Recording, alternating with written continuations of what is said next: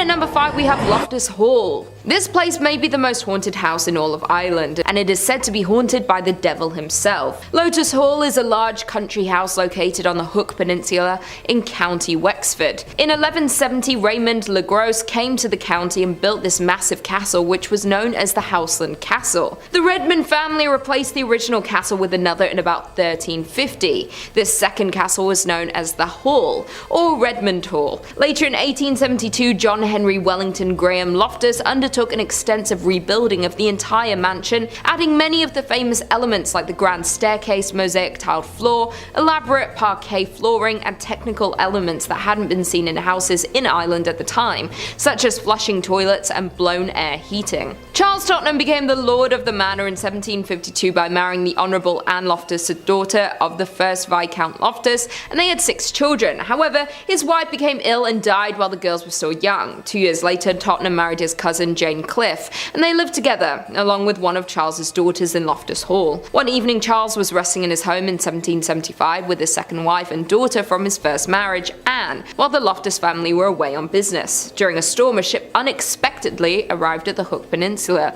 where the mansion was located. A young man was welcomed into the mansion. Anne and the young man became very close. One night, the family and the mysterious man were in the games room playing cards, and it was then when Anne noticed the man having a cloven foot. The man went up through the roof, ultimately leading to his demise and leaving behind a large hole in the ceiling which remains today. Soon Anne became mentally ill. It's believed that the family were ashamed of Anne and locked her away in her favourite room, which was known as the tapestry room. She refused food and drink and sat with her knees under her chin looking out the tapestry room window, waiting for her mysterious stranger to return until she passed away in the tapestry room in 1775. It is said that when she died they could not straighten her body as her muscles had seized, and she was buried in the same sitting position in which she had died. After her death, everyone who had lived there says she still haunts the hall to this day. After being purchased by Aidan Quigley in 2011, this building was marketed as a haunted house that hosted guided tours of the house until 2020 when it was put on the market for sale. In at number 4 we have the Abbey of the Black Hag. The old abbey lies on a small valley about 2 miles east of the village of Shannongolden in the townland of the Old Abbey. One of the earliest nunneries in Ireland, it is first mentioned in 1298 and was founded on land donated by John Fitzthomas of Conello, who had died in 1261. Remains include the abbey church with 2 small spaces adjacent, and one appears to have been a sacristy and a vaulted building to the west. There are also walls and a gate and traces of an orchard, a fish pond and a pigeon house.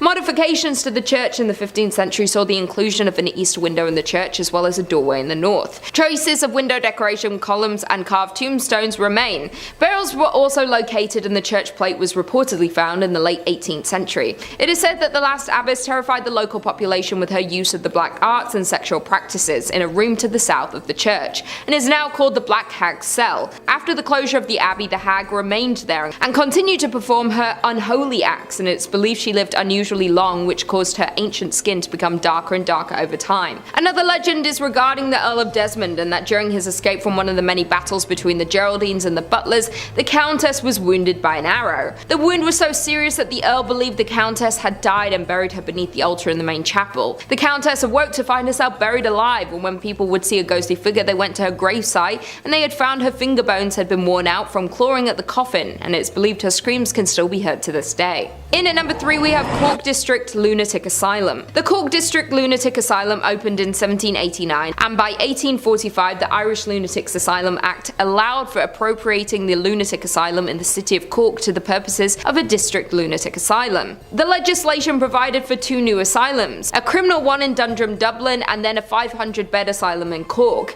This building was originally in 3 separate blocks, later to be joined together in the interest of providing more accommodation. To become the longest facade of any building in the country, it opened in 1852. William Saunders Halloran was an Irish psychiatrist who worked at this asylum from the time it opened until his death, and was the author of practical observations on the causes and cure of insanity. This doctor's methods were extreme and torturous. He created something called the Halloran's chair, which rotated hysterical patients up to 100 revolutions per minute. It rarely had the desired effect. Inmates lived out their days in a state of paranoia and despair while admitted at the asylum. The horrors of this place finally ended when the asylum was closed in 1992. It stayed abandoned abandoned for many years, and locals and tourists went to visit this scary place. They claim the tortured souls still remain here, and paranormal investigators even visited and claimed to have seen both and heard voices of these tormented souls. Today the building is being converted and renovated into apartments called Mcin Hall. In at number 2 we have the Hellfire Club. The Hellfire Club is located on Mount Pellier Hill in Dublin. The building gets its name because it's believed to be one of the first Freemason lodges in Ireland. Around 1725, William Connolly, who was one of the wealthiest men in Ireland at the time, built this building to be a hunting lodge. Years after the build, the roof was blown off during a storm, and locals believed it was the work of an aggressive spirit seeking vengeance on Connolly for building on their land, and that's when the story started swirling. After Connolly's death, the building was quickly sold and is said to have become a meeting place for the Irish Hellfire Club. The club was founded in 1735 by Richard Parsons, a known dabbler in black magic. The members met at locations across Dublin and were known for their immoral behaviour and debauchery involving alcohol and sex. The secrecy surrounding the club members led to speculation that they were Satanists and devil worshippers. The president of the club was named the King of Hell and dressed like Satan with horns, wings and hooves. The members were said to set a place at each meeting for the devil in the hopes that he would attend. They were also said to hold black masses in the lodge, during which cats and even servants were sacrificed. Some say the building was deliberately set on fire in order to enhance its hellish atmosphere. The best known Hellfire Club story is the one in which the devil himself appears. A stranger had joined the members at a game of cards. At some point, one of the card players dropped a card on the floor. As he bent down to retrieve it, he noticed that the stranger had cloven hooves instead of feet. Another tale concerns a young farmer, curious to find out what went on in the meetings. Climbing up Mount Pellier Hill one night, he was invited by members of the club and allowed to witness the night's activities. He was found the next morning trembling and terrified. Tradition says he spent the rest of his life unable to speak, unable even to remember his name. The Hellfire Club remains burnt out and abandoned on Montpellier Hill looking over Dublin. It is a beautiful sight on a sunny day, but make sure you leave before night. It's a beautiful sight on a sunny day, but make sure you leave before night comes, because you may come into contact with the unusual smells, ghostly apparitions or paranormal sightings. And it's said that satanic rituals are known to be done here. And finally, in at number 1 we have Leap Castle. Of the many haunted places in Ireland, Leap Castle is possibly the most notorious of all, and is one of the most well-known symbols of haunted Ireland. This place is located in Kildare in County Offaly. There are many accounts of when the main tower was constructed, but could go back as far as 1250 CE and was built by the O'Bannon clan. The O'Bannons were the secondary chieftains of the territory and were subject to the ruling O'Carroll's clan. There are many stories of who or what haunts this place. A red lady ghost is reported to walk the halls holding a dagger, and also 2 little girls named Charlotte and Emily are reported to run up and down the spiral staircase in the mansion. A red lady ghost is reported to walk the halls holding a dagger, and also 2 girls named Charlotte and Emily are reported to run up and down the spiral staircase in the mansion. Emily passed away after she fell from the top of the castle's tower, and Charlotte can still be seen running around after her sister and calling her name. The castle was visited by paranormal investigators from shows like Most Haunted and Scariest Places on Earth. These investigators believe the castle is haunted by a sinister elemental spirit. The creature is described as being about the size of a sheep with a human face, black holes for eyes and nose, and giving off the smell of a rotting corpse. During renovation of the castle in the 1900s, workers found an oubliette behind a wall in the chapel. At the bottom of the shaft were many human skeletons on wooden spikes. When cleaned out, it took 3 cartloads to remove the bones. Today, the dungeon is now covered over in order to keep people away from it. It's believed that the O'Carrolls would drop guests through the trapdoor to be impaled on the spikes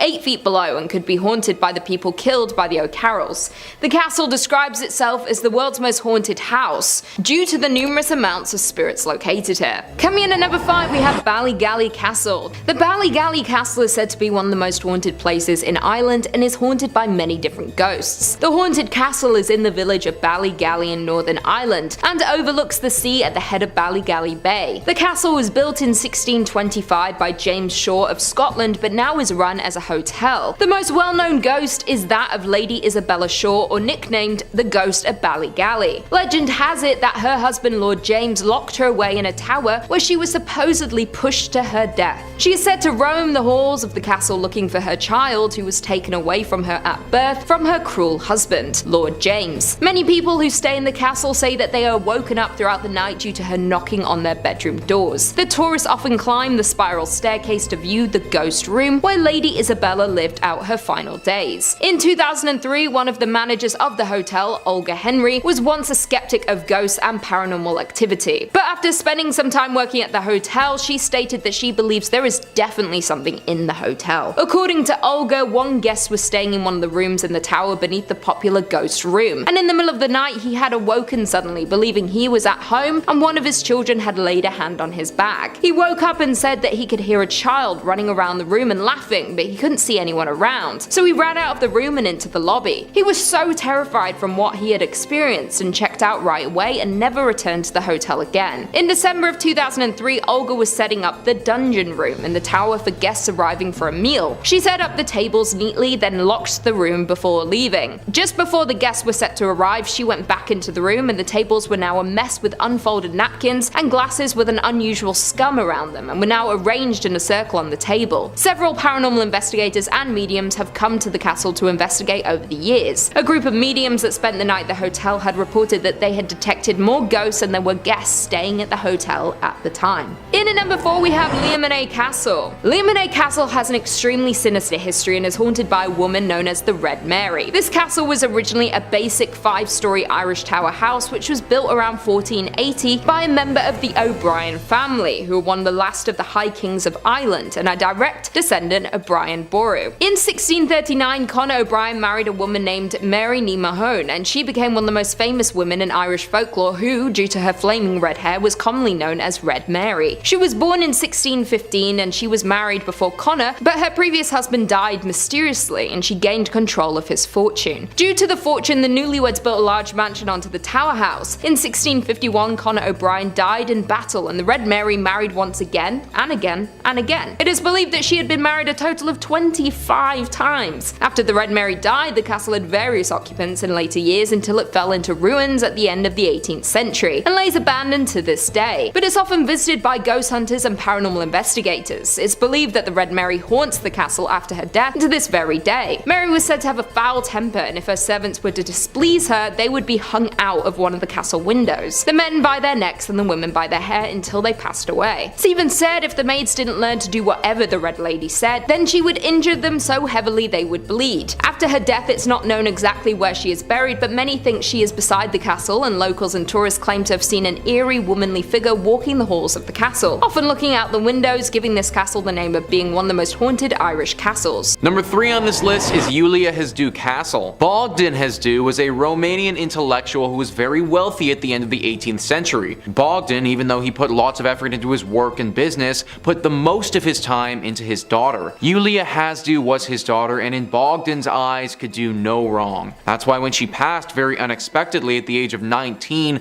Bogdan fell into a deep depression. While she was alive, she was rather remarkable. In her early teens, she knew 7 languages and had already graduated several prestigious schools for piano and vocals. She apparently excelled at her schooling as well and was said to have a very fruitful life if she hadn't been taken too early due to tuberculosis. Bogdan, as I mentioned, didn't respond super well to this and reacted by building the Ulia Hau Castle. Little did he know that it was going to be haunted. Apparently he partook in spiritism sessions with people who were trained in reaching out to the dead. In these sessions he would communicate with his daughter's ghost and she would tell him how she wanted her castle to be constructed.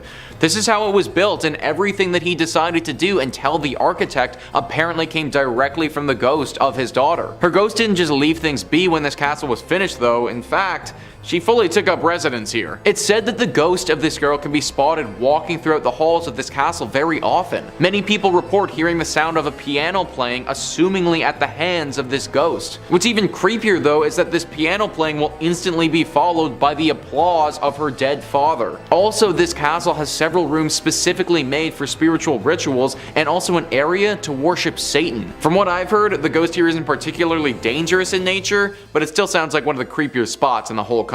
Number 2 on this list is Pooner Fortress. This fortress has been riddled with death and destruction ever since it was first built. Even though in the first part of this series we talked about Dracula's castle, this is the castle where Vlad the Impaler, the inspiration for Dracula's character, spent a large part of his time. It's said that he saw the ruins of a fortress here at the the beginning of his rule and thought that it would be a great place for a stronghold. He enslaved his enemies and worked them around the clock to revive the fortress to its former glory. Many of them died due to the extensive labor and fatigue, and those who didn't were killed by being impaled. Now, it's said that some of their spirits haunt this place, but they aren't the only ghost that still lingers here. The most notable haunting of this place is actually done by Vlad the Impaler's wife. During Vlad's reign, this fortress fell under siege by his enemies. Vlad was able to escape the castle, but his wife wasn't so lucky. The castle was falling, and rather than get captured by the oncoming army, she decided to fling herself off of the castle walls over top of a cliff. Her body fell far and dropped into a river many hundreds of feet below. It's said that the river ran red with blood, and it was nicknamed the Lady's River following this. Her ghost now forever wanders around this castle restless. Some say that her soul can never find peace because she could never forgive her husband for abandoning her all those years ago. This is why locals say that she has it out for any married men that visit the castle. Although visiting this castle would definitely make for a fun day trip,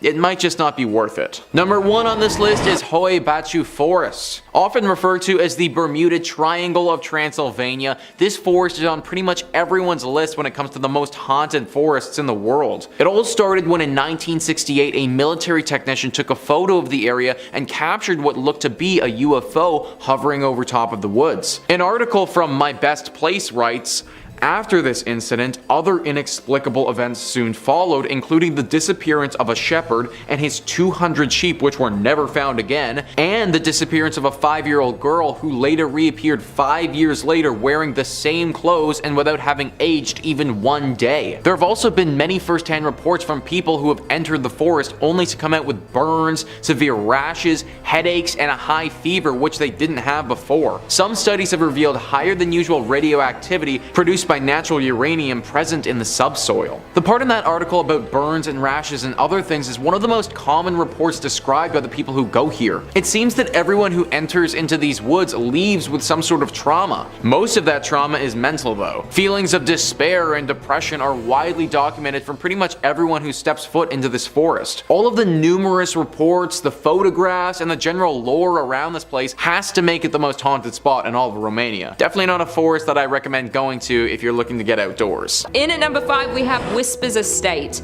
The Whispers Estate was built around 1894, and between 1899 and 1901 is when Dr. George and Sarah White moved in. George was a successful physician and ran his practice from their home. The two adopted many orphaned children, and unfortunately several passed away in the house over the years. Some of the children they took in were troubled. Many of them passed away in the bedrooms and other areas of the home, and even some of Dr. White's patients have been said to have also passed while in the home. Dr. White practiced in the home for over 25 years, so it's probable but unknown how many over the years had passed in the home. In the early 2000s, the home underwent renovations and a lot of bizarre activity began. Many claim that lights would flicker on and off, footsteps would be heard stomping around on the second floor, and as time went on, the activity escalated. To this day, people reserve time to come and experience all this paranormal activity and are encouraged to write down any experiences they had while in the home, and these accounts are posted to the Whispers Estate's official Facebook page. You can go through the page and find creepy photos people have taken that show demonic figures, ghost-like creatures, and even orbs. It's also pretty common for the guests to be scratched up by unseen fingernails or touched by an unseen hand. The estate earned the Whispers moniker after the numerous guests that experienced somebody whispering in their ear, somebody they couldn't see. Due to the amount of people who had passed at the home in its early days, it's like there are a number of different spirits that haunt the estate to this day. The Whispers Estate is known as the 4th most haunted house in the United States, but many who have visited believe it to be the most haunted house in the entire country. In at number 4 we have Rhodes Hotel. The Rhodes Hotel was established in 1893 and was named after the first owners, Clara and Newton Rhodes. The youngest child in the Rhodes family, Everett, passed in one of the second-story bedrooms after contracting tuberculosis at 18 years old. Soon after their daughter's death, Newton unfortunately died, and it's believed he had died inside of the house. After Newton's passing, Clara turned the house into a dual brothel and speakeasy. It's said that one of the ladies of the night, Sarah, still haunts her bedroom bedroom tucked behind the stairs on the second floor. After Clara's death, the family home was opened as a hotel in the late 1800s and was meant to house those flocking to east central Indiana during the natural gas boom. It's even believed that John Dillinger and Al Capone stopped at the hotel for a stay after hitching a ride on a train to Indiana. Not only did the family pass in their home, but a preacher by the name of Lester Poor supposedly hanged himself in the attic during the time when the home was converted to a hotel. But many believe his death could have been a murder. Due to the hotel's rich history, many locals and visitors have experienced paranormal activity, and everyone in the town knew that many spirits that passed in the building still haunt it to this day. The hotel closed its doors in 1937 and the property remained in the Rhodes family hands but sat empty for more than 30 years. The hotel and its contents were eventually auctioned off and it landed on the National Register of Historic Places, and the hotel saw 3 owners before the Haleys took it over for restoration. The Rhodes Hotel was purchased by Clint and Linda Haley in 1995 and they heard rumors about the haunting of the hotel, but this didn't faze them. They were more worried about the work they'd have to do to restore the home. The Haleys claim that they didn't encounter any paranormal activity, but many find that hard to believe. The hotel was up for sale again in 2017 when a man by the name of Couch took it over for his charity. Couch had launched the Lost Limbs Foundation 4 years earlier, which raised funds for prosthetic limbs for children. To this day, Couch's charity has owned and run the hotel. Not only had it been named among Indiana's most haunted places, but the hotel is consistently booked for private and paranormal investigations. The overnight investigation tickets can get up to $200, and this hotel attracts people from across the country. There have been many investigators that believe there is extensive activity in this old hotel, and people have captured a figure-like shadow moving across the living room curtains with the use of night vision cameras. Most commonly, people hear whispers and the second floor creaking when no one is inside. Unlike the Haleys, Couch said he's seen and heard supernatural happenings in the hotel since moving onto the property in 2017. He's heard footsteps on the staircase, the property camera has turned off randomly, and picked up voices before the footage flickers back on. Once, while hosting an investigation, Couch said he witnessed one of many Victorian dolls left behind from a previous owner jump off of its chair. Number 3 on this list is Avon Forest. In this particular forest, they had a pretty tragic event that happened back in the 1940s. There are multiple variations of the legend, but it all boils down to a bride who takes her own life. The first variation of the legend says that the bride came here and took her life after her husband was brutally murdered on the night of their wedding. The second one says that she took her own life before her wedding after a local business owner had their way with her without her consent. Regardless of what led to her taking her own life, she did, and it's now thought by the locals that her spirit haunts this forest and is quite dangerous. A road runs on one side of the forest and people who drive on it are told to hit the gas pedal and get through it as fast as possible. Apparently this woman will appear on the side of the road and through some means have a car stop.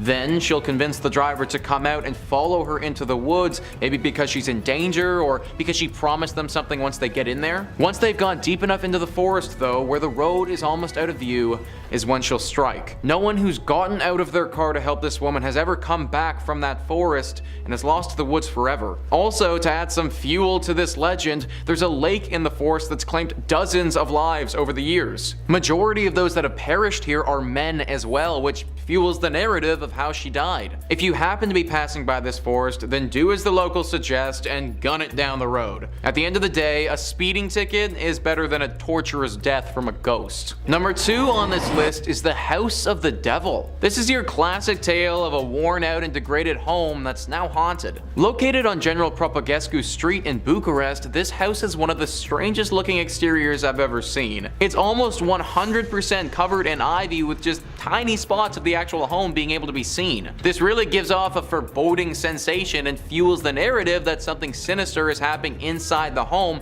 hidden from the public's view. A user who's nicknamed himself Dracula has written on a site detailing Romania's most haunted spots that during the interwar period, a man killed here 2 women and a 3rd woman took her own life. Also, some say that on nights with a full moon on one side of the house, you can see the number 666, a symbol of the devil, and here would live a demonic entity full of hate and anger that can be felt from afar. The number 666 showing up is why this home has been named the House of the Devil. Potentially the demon that haunts this home possessed that one man who killed the two women and forced him to do it. Or maybe the sadistic actions of this man are what summoned the demon in the first place. Either way, it's abundantly clear by looking at this house from the road that it's not the sort of place you want to mess around with. People have said that they feel scared walking by the home as if somebody's watching them. Just that foreboding feeling of a dark spirit or aura in their vicinity wanting to strike. Avoid this house at all costs if you ever find yourself in Bucharest. Number 1 on this list is Cafluega Fresca Forest.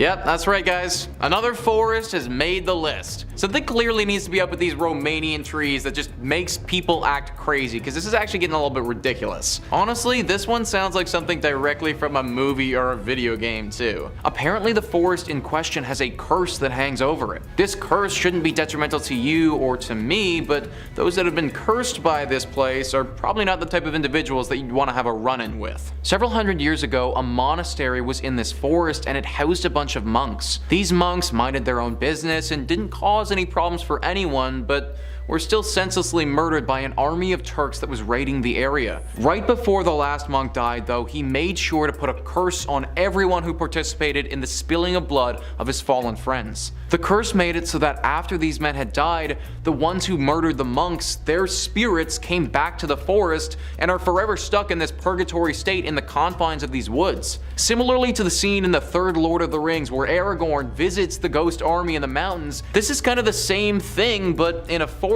instead. There's only one safe spot in this entire forest, and it's by a white cross that has remained from the monastery in the center of the woods. I don't like my chances against an army of the living, but I especially don't like my chances against an army of the dead.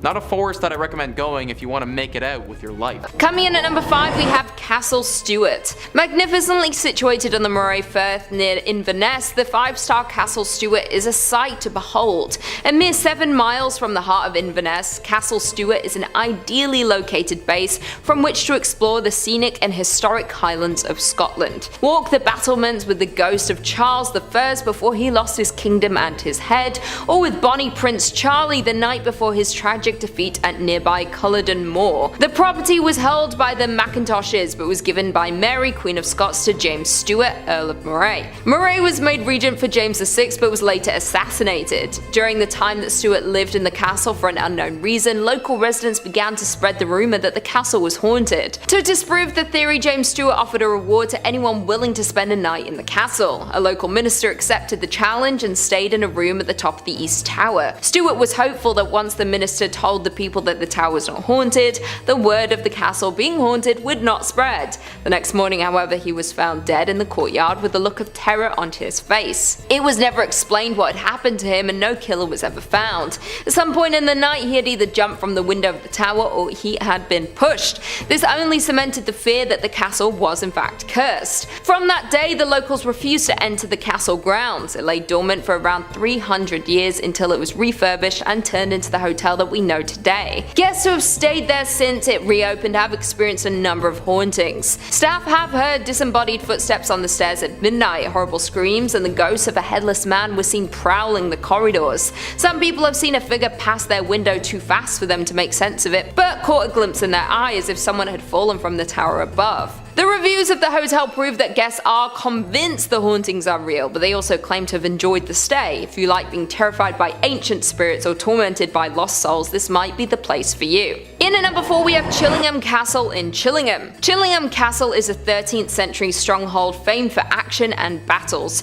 With its fine rooms, gardens, lakes, fountains, and tea rooms, the castle has an extraordinary ownership bloodline which runs back to the 1200s. Chillingham occupied a strategic position during Northumberland's bloody border feuds. Chillingham Castle was often under attack and often basked in the patronage of royal visitors, a tradition that remains to this day. Edward VIII came to hunt there, and members members of today's royal family continue the tradition with private visits to the castle this century. The medieval castle remains as it was, just with galleries that you can see today added in Tudor days. For the visit of King James VI of Scotland, the castle is a dark past at the hands of the once owner John Sage. Once injured, he could no longer fight for the king. He begged to be kept on in some capacity. He was given the job of torturer and stepped into his new role with relish. It was said that he had a deep hatred for the Scots and little mercy, with over 7,500 men, women and children suffering an agonizing end at his hands. Often legs and arms were broken before they were thrown 20 feet down into the oubliette. With no way to escape, they were to eventually starve and pass away in pain and in fear. It was also said that John Sage met with an equally gruesome death after he accidentally killed a tribesman's daughter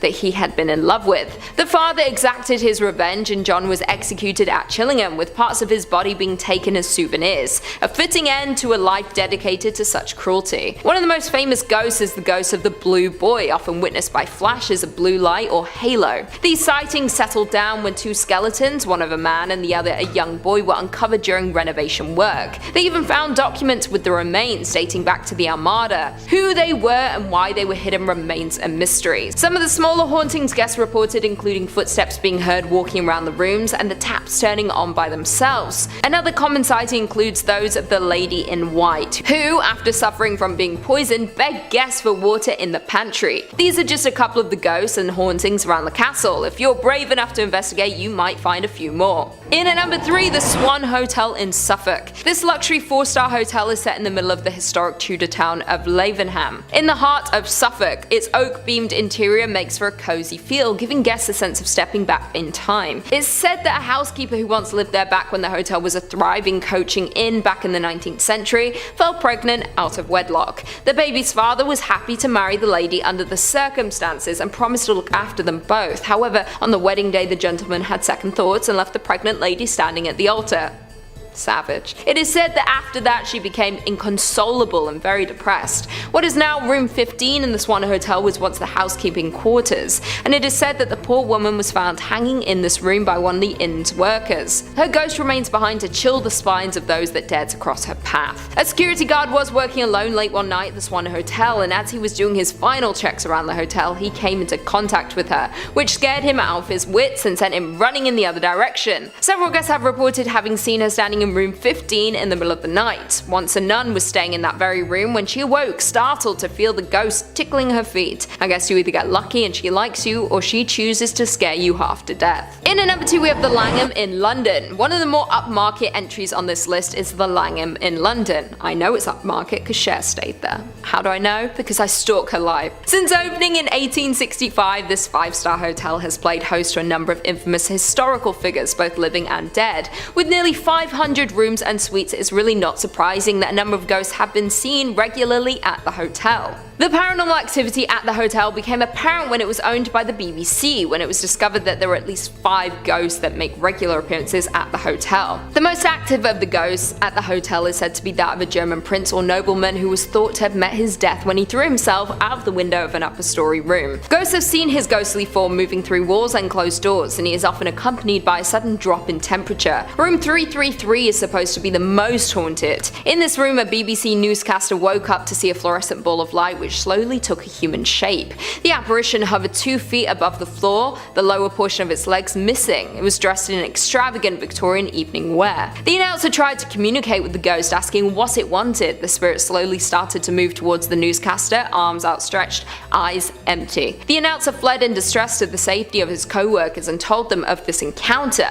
A colleague accompanied him back to his room. The ghost was still there when they entered, but appeared less visible and less threatening before slowly fading away. Other BBC staff reported seeing the apparition in the same room, though only in October. There have been reports from other famous guests that taps will turn on in the night and turn off when investigated. Many people often struggle to sleep here and have to move rooms or even hotels. And finally, in at number 1 we have Malmaison in Oxford. This hotel is the most unique on this list. It was once a large prison located in Oxford. They have converted each cell into a hotel room. They have 95 rooms from you to choose from, starting with standard double house of correction to signature signature suite that is a two-story of cells converted to a loft-style room. Oxford Castle functioned as Her Majesty's Prison Oxford from 1888 to 1996. One of the more notable prisoners to be held in Oxford Castle was Mary Blandy, an 18th century murderer who poisoned her father with arsenic. She believed the arsenic was a love potion that would force him to approve of her fiancé, a Scottish nobleman who was already married. She was hanged on April 6, 1752. It's said that her spirit still roams the castle to this day. During the Victorian era, it wasn't uncommon for children to be imprisoned inside. The youngest inmate to be held inside Oxford Prison was Julie Ann Crumpling. She was just 7 years old when she was sentenced to 7 days of hard labour for allegedly stealing a pram. Perhaps the most terrifying report comes from one of the security guards who was on his nightly patrol. The security has long been very wary of the location and had experienced several things before such an unexplained sounds, bangs, and the usual phenomena. However, on one dark night when the guards was coming to an end of his patrol, when his dog stopped and shuffled quickly backwards, growling at something in front of him. It was then two large shadow figures appeared before him. As anyone would do, he ran as fast as he could. A few days later, his dog died suddenly. He believed he had been frightened to death. You can stay in rooms when prisoners were once tortured and even killed. Although the hotel has been fitted to be a rather comfortable boutique hotel, it does not erase the horrors that have occurred. Sometime in the 1970s, a group were carrying out a sentence in one of the cells when poltergeist activity suddenly erupted. Things got so bad that a priest had to be called to exorcise whatever they had awoken. Would you dare stay here? I wouldn't, although maybe, we'll see. Coming in at number 5, Hotel Maestai's Premier Akasaka in Tokyo. The Maestai's Premier Akasaka was built on the site of the Akasaka Weekly Mansion. Since opening, the hotel has been linked to countless cases of people taking their own lives and sudden deaths that have reportedly taken place at the former building. Since then, it is a common occurrence for guests to experience the paranormal. One of the most common claims is that an eerie, white mist can be seen filling the rooms. No one knows where it comes from or why, but it can disappear as fast as it appears. There are also often reports of a woman appearing in some of the rooms. She has been seen in doorways or even at the foot of the bed. Guests have reported a cold hand stroking their hair or grabbing them while inside of their room. One woman was even dragged by her hair across her room. Electronical items also appear to stop working while within the hotel, with some turning off and on mysteriously, then working normally again upon leaving the hotel. It seems like you'd be safe choosing another hotel in this area. I would not like to be dragged across my room while trying to enjoy my holiday. Coming in at number 4, we have Bourbon Orleans Hotel in New Orleans. When it opened in 1819, the Orleans Theatre and Ballroom became the setting for European operas and entertainment for Creole society in New Orleans. The 1,300-seat theatre quickly placed New Orleans on the map as the opera capital of the United States throughout the 19th century. By 1881, both the Orleans Theatre and Ballroom had been acquired by the Sisters of the Holy Family for use as a school, orphanage, and convent. The Sisters of the Holy Family were at the location for 83 years until the need for expansion pressed them to sell the property to hotel interests. The stories of the ghosts in the hotel seem to spread over each era of the hotel's history. There is something about the ground the hotel is built on that seems to keep spirits locked there. There is the story of the Confederate soldier. He is known around the hotel simply as the Man. He has been known to haunt both the 6th and 3rd floors. Many people have seen him standing around on these floors, and sometimes his footsteps can be heard walking around. A yellow fever hit New Orleans around the time that the nuns were running their convent. They cared for sick children who had been orphaned. Due to this, there are spirits of nuns and little girls who have been seen around the hotel.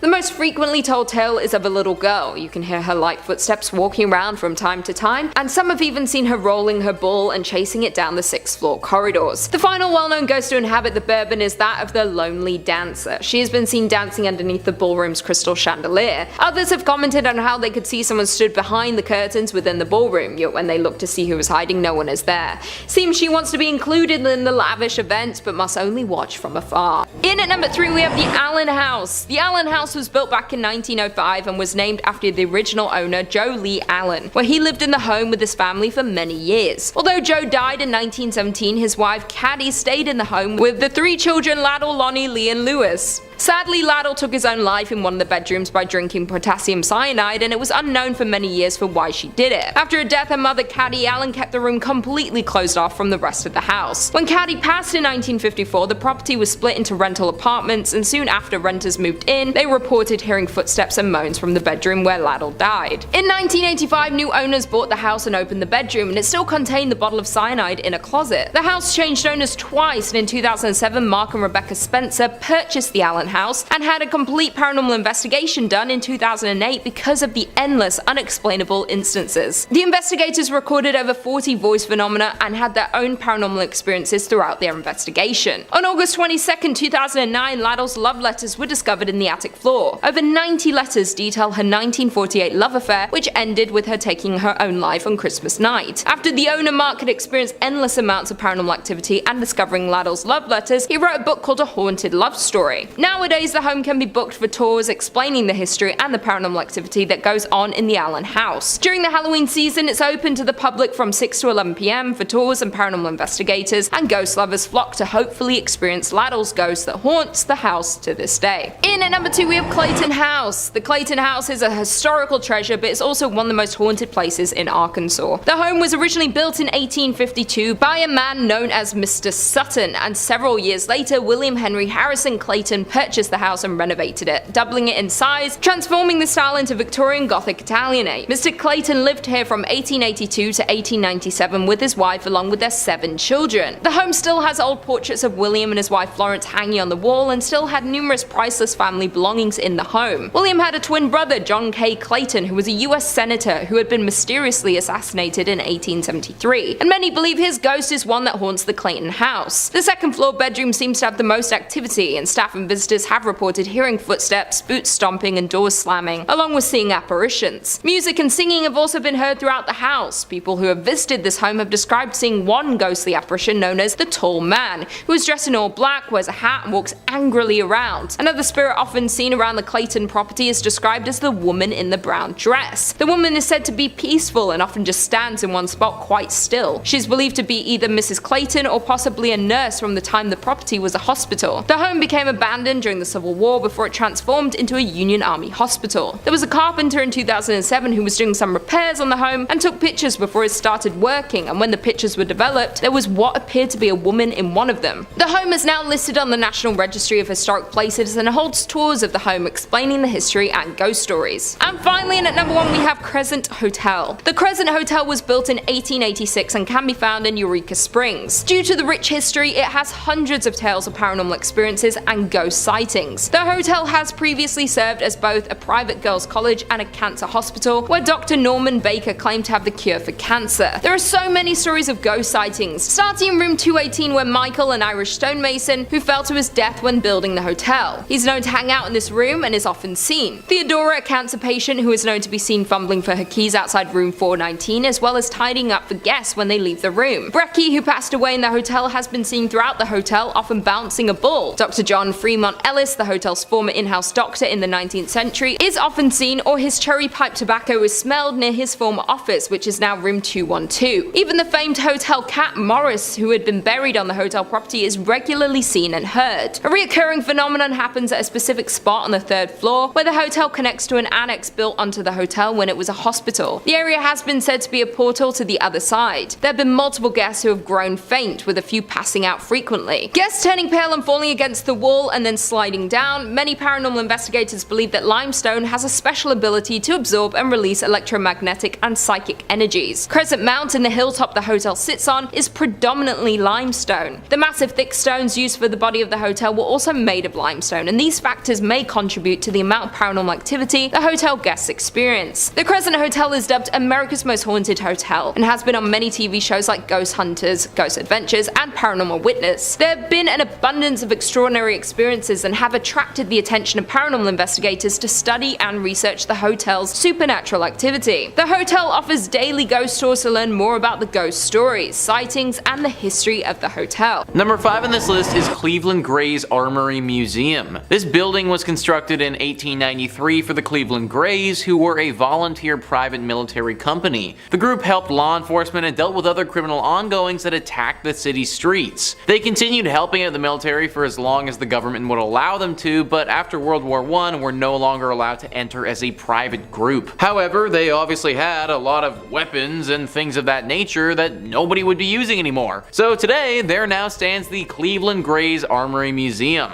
These guns and cannons don't stand alone though, as there are ghosts living among these walls as well. Disembodied voices and things moving when they're not supposed to are all very common occurrences at the Cleveland Grays Armory Museum. The legend actually became so famous famous that this place was featured on Ghost Hunters, where they investigated the building and determined that this place is in fact haunted. However, luckily for us, and a reason why you still might be able to go to this place, is that the ghosts are supposedly out there for a good time. These professionals determined that the ghosts are not fueled by anger, but just chilling out in the museum and living their best ghostly lives. Still though, there are many apparitions of military men who will appear, as well as ghostly footsteps and sounds that just don't make any sense at all. It's all very creepy, even if the ghosts are only out for fun. It would probably be a pretty cool place to check out, just make sure that you aren't faint of heart. Number 4 on this list is Erie Street Cemetery. This is apparently one of the spookiest places in the state, and not a spot that you should want to be burying your loved ones. Only in your state rights. In 1826, this charming cemetery was established on East 9th Street, though it was known as Erie Street at the time. Before then, a community burial ground was maintained near modern-day Public Square. Expansion, of course, eventually caught up with the cemetery, and it's now right across the street from Progressive Field. This growth once threatened the cemetery's existence, as bodies were removed from the cemetery in the early 1900s to make space for the new development. This preparation was shut down when the Pioneers Memorial Association was founded, so the burial grounds remains, yet it now feels oddly out of place. Perhaps one of the most unforgettable stories is that of Jock Ossaut, also known as Walking Bear. Jock Ossaut was the proud chief of the Mesquite, a tribe that existed in Iowa. Following the conclusion of the Black Hawk War, Jock Ossaut came out east to hunt. He made the acquaintance of Dan Marble and joined his theater troupe, traveled to England, and even came into the favor of Queen Victoria. However, he fell ill and parted ways with the troupe. Legend maintains that Jock Ossaut was making his way home to his ancestral lands, anticipating his demise, but that he passed in Cleveland before he reached his intended destination. As a result, local myth maintains Jock Ossaut remains eternally restless. His local friends like Dr. Horace Ackley arranged for his burial in Erie Street Cemetery. His dismay at being unable to return home caused him to crack his stone grave marker. This ghost has been spotted so many times and haunts those who pass by here. He's even said to haunt the Cleveland Guardians baseball park, which is just across the street from this cemetery. His ghost is forever restless and just wants to get home, but I'm not sure that he ever will though. In at number 3 we have Avon Bridge. The Avon Bridge is known to be haunted by almost every local living in the area. It is a massive trip-arch railroad trestle spinning a rural road over White Lick Creek. The bridge is a fascinating landmark in Hendricks County with lots of legends and history surrounding it, some more sinister than others. There are a few historical facts about the bridge that we do know. It was built in 1906 off County Road 625, was designed by W.M. Dunn, and is still used today. Many haunted stories surround this bridge and the area surrounding it. One story claims that a mother had been walking on the tracks and fell to her death. The mother's wailing could be heard when you drive under the bridge. It is common for many locals to honk when driving under the bridge in an effort to muffle her screams. Another story is that a drunk rail worker slipped during construction and was buried alive in the wet cement. The tale is that when a train goes over the bridge, people claim to still hear his moaning. Many locals say that if you go near the bridge at night, you will hear moaning and can see a ghostly figure of a ghost, or even 2 or 3 at a time. If you're traveling near the bridge on a hot summer day, you may be witness to the ghost tears streaming down the concrete. Many people don't even refer to it as the Avon Bridge. It's often called the Haunted Avon Bridge because of the number of accounts of ghost sightings and constant sounds of the moans and screams heard from the ghosts that haunt the bridge. In at number 2 we have James Allison Mansion. The James Allison Mansion was built for James Allison, and it was a dream home, done in a grand design and style that exhibited James's wealth and importance. James was an important figure in the auto and plane industry, greatly helping in the development of cars and airplanes. He founded the Presto Light Company, which produced the first efficient headlight for early automobiles, and was a founding partner in Carl Fisher's Indianapolis Motor Speedway. He also started Allison Engineering Company, which evolved and transformed into an aircraft engine make, known today as the Allison division of Rolls-Royce.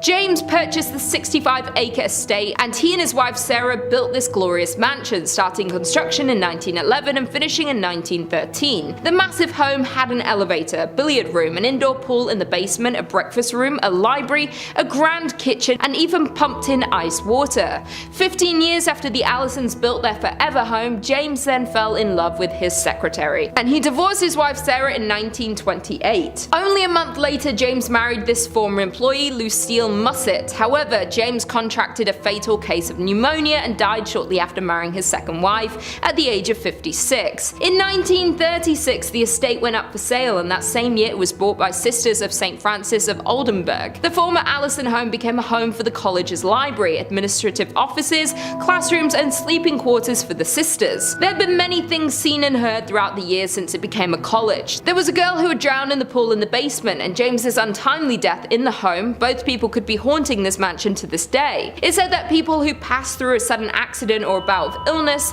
sometimes their spirits hang around, perhaps unaware that they have died or not wanting to accept their deaths, and this is the case for both the little girl and James. The entity of a little girl is often seen throughout the mansion. There are strange cries that are heard from the basement, in the attic, and objects seem to move by themselves and can completely disappear. There is another entity seen and could possibly be more than one, and they like to take keys and objects and move them to odd places. The library in particular is often completely rearranged, like the books and furniture. And finally, in at number 1 we have French Lick Springs Hotel. Nestled in the small resort town of French Lick sits the massive French Lick Springs Hotel. This legendary hotel was constructed in 1845 and is a crown jewel of the southern Indiana town, but there's more to this resort than meets the eye. This Indiana hotel is known to be one of the most haunted places in the state. Thomas Taggart was a mayor at the time and purchased the hotel in 1888. After purchasing the hotel, he added luxurious furnishings, marble floors, and built 2 championship golf courses. During this time, Taggart became the Democratic National Chairman, and the hotel became the unofficial headquarters of the Democratic National Party. In 1931, Franklin Roosevelt visited the hotel because of its Democratic standing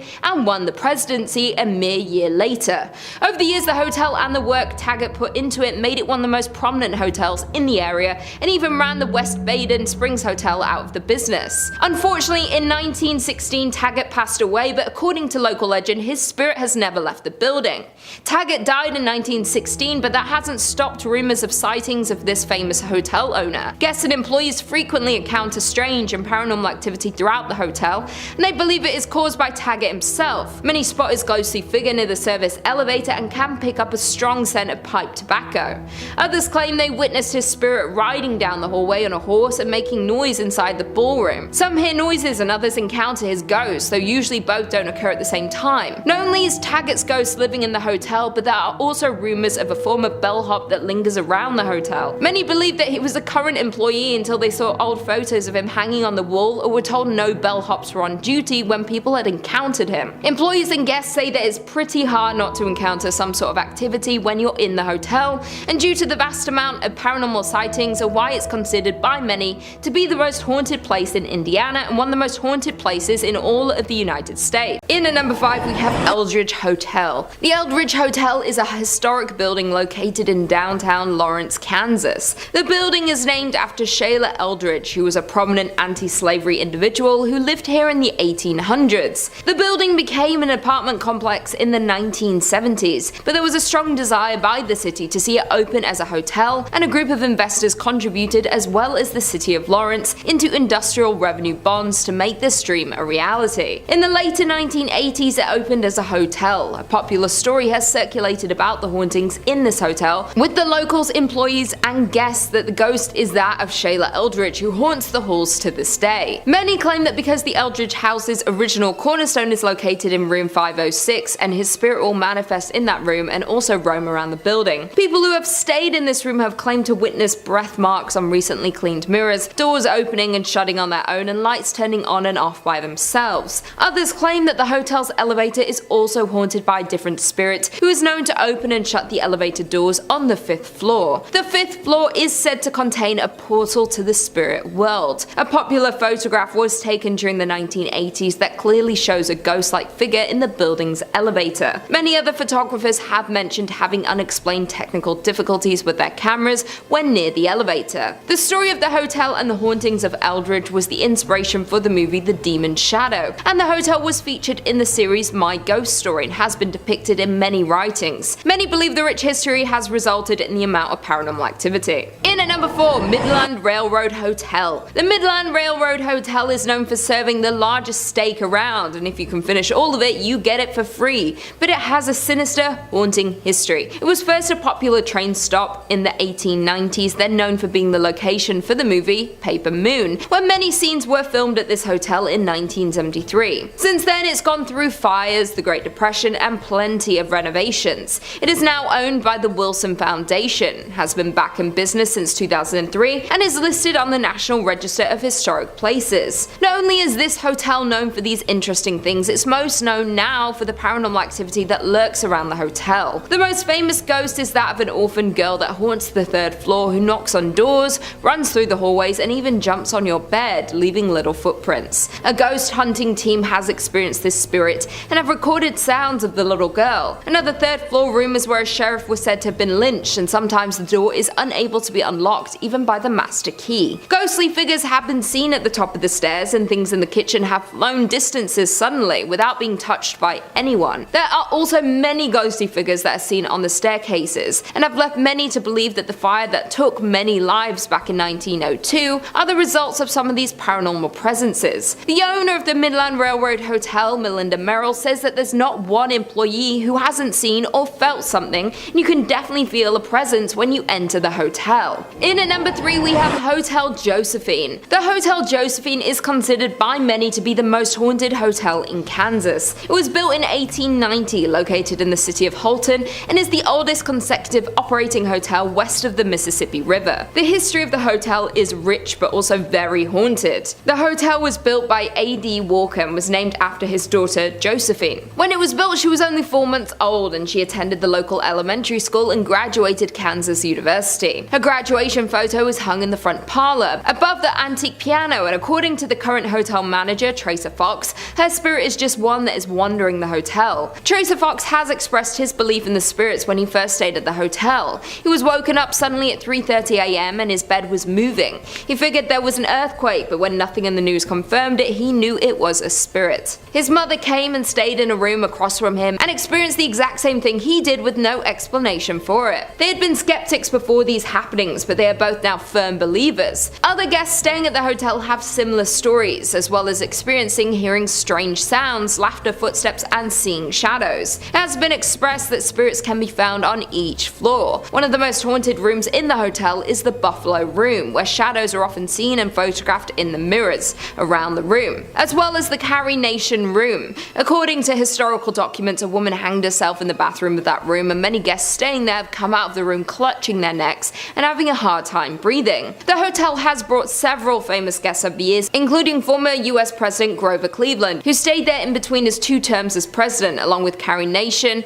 Robert Louis Stevenson, Charles Curtis, Kirstie Alley, John Sullivan, Sam Rayburn, and Harry Langdon. Due to the amount of paranormal activity and active spirits in this hotel, the hotel hosts several paranormal and haunted events throughout the year, and many ghost hunters come to Holton to check out the more than century-old hotel. It's also been featured in many television shows, including Ghost Tours of Kansas and Haunted Rooms America. Coming in at number 2, we have Mcin Villa. The Mcin Villa is one of the unusual and historic houses built in the city of Atchison. It was built in 1889 for John McIntyre, a wealthy manufacturer of harnesses and saddles. He did a great deal of business with wagon trains plying the overland trails. John McIntyre's first wife, Alice, died in 1892. He married his second wife, Anna Conlon, a widow with 3 sons, and after John's death in 1902, Anna continued living in the home until her death in 1916. During her ownership, the house was home to many of her relatives, with lots of children as well. Around 1925, Anna's brother, Judge Charles J. Conlon, a prominent Atchison lawyer, and his family made the villa their home. In 1952, the McIntyre Villa was purchased by Miss Isabel Altus, a retired professional violinist and eccentric. She lacked the financial resources to be able to restore the home, and shortly before her death, she sold the home to George Gerardi in 1969, who started to rehabilitate the old estate. Many people, past and present, who have lived in and visited the home have experienced many paranormal experiences. There have been figures being seen in windows when no one is home, lights turning on and off in the tower which doesn't have electricity, a speaker getting thrown off the counter, and boxes mysteriously moving on their own. Sounds of slamming doors throughout the night, footsteps walking down the hallway on the 2nd floor throughout the night,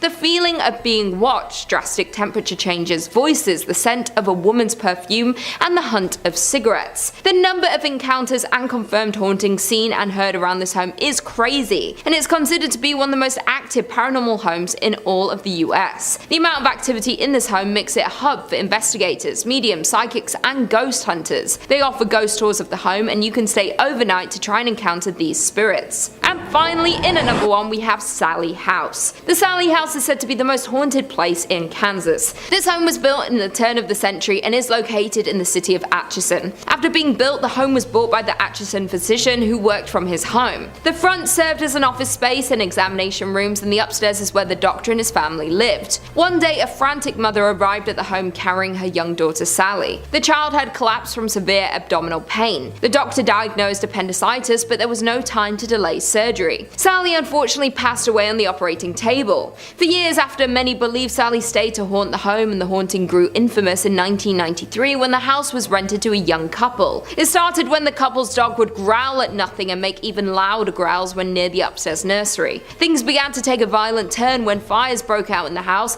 and a series of sinister attacks on the husband began. The former operating area would feel extremely cold, and objects would visibly move when the young man came close. He could feel scratches on his chest and abdomen, but the ghost never attacked the wife or baby. Not only did the former residents experience the paranormal activity, but locals and other visitors of the home have experienced objects moving on their own, mysterious coldness, physical touches, video and investigative equipment that stopped working, trained guide dogs refusing to enter the nursery, and unexplained scratches or bruising on their bodies during and after their visits. Psychics have visited the home, and many have confirmed the presence of spirits in the home and have even communicated with them, and many have entered as skeptics and left believers. Due to the number of experiences in the home, it's gained a lot of media coverage from television channels including A&E, the Travel Channel, the Discovery Channel, and the Sci-Fi Channel. The home is not currently occupied but holds many guided ghost tours for both daytime and even overnight visits for the ghost lovers and paranormal investigators. Beware though, because a waiver is required due to the potential for personal injury, but no serious injuries have been reported since the last tenants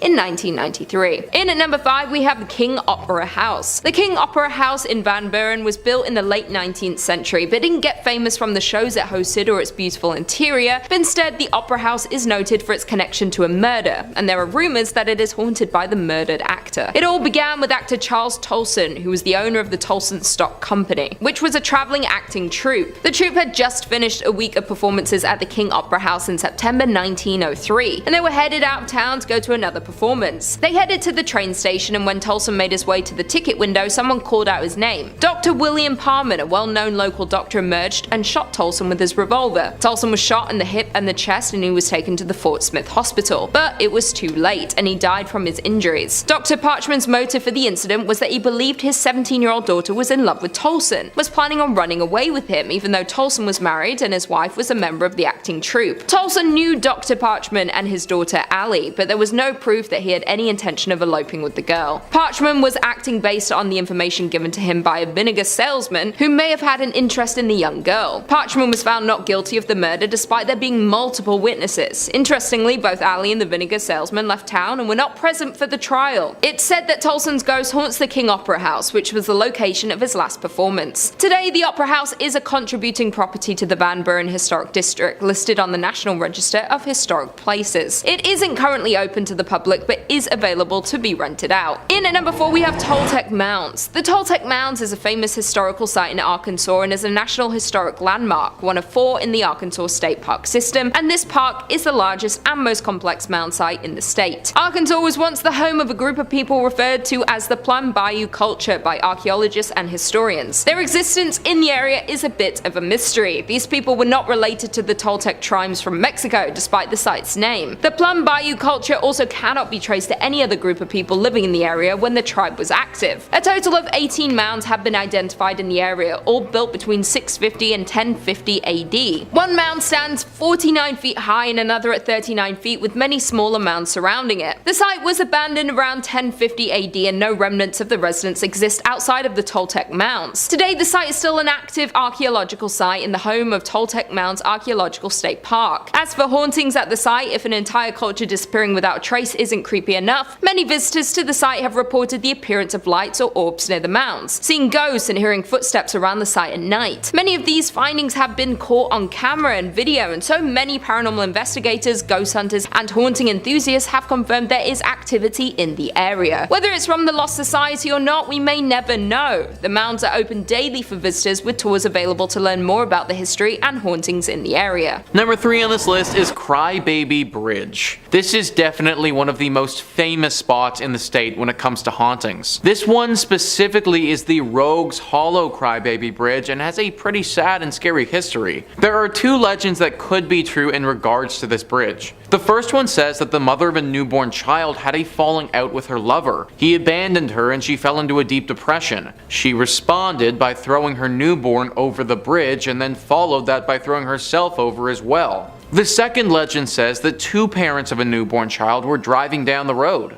They got to the bridge, and on that bridge their car spun out on some black ice. The car crashed into a tree right after the bridge, killing both of the parents. The baby in the back of the car survived though, at least for a time. This road doesn't get traveled on often and it was very cold that evening. When people eventually did come upon the crash, it was too late.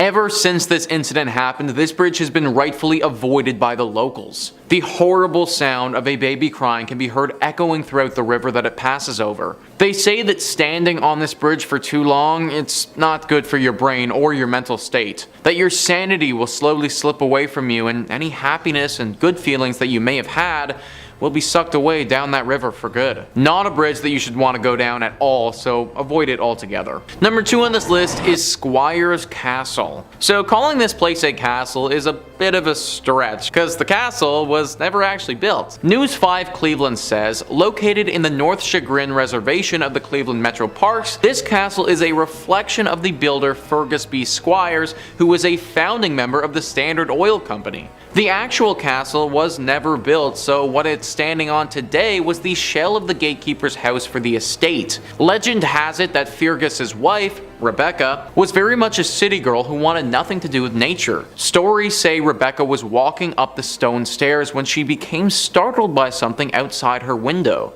In a panicked state, she dropped her lantern and tumbled to her death down the cold stone staircase. Ever since this tragedy happened, Rebecca's ghost has never left, haunting all of those who visit or stay at the estate and bemoaning her unfortunate fate. The thing is that she isn't the thing that most people are scared of. It's whatever the thing was that frightened Rebecca so much that she fell to her death. Rumor has it that there could be a werewolf-like beast roaming the estate. Dark red eyes have been seen in the night at afar, and the howls of some wolf-like creature have also been reported. Is it possible that Rebecca saw this werewolf so many years ago and that's what frightened her? Maybe she isn't trying to haunt the place at all, but actually trying to scare people away from this place so the same fate doesn't happen to them.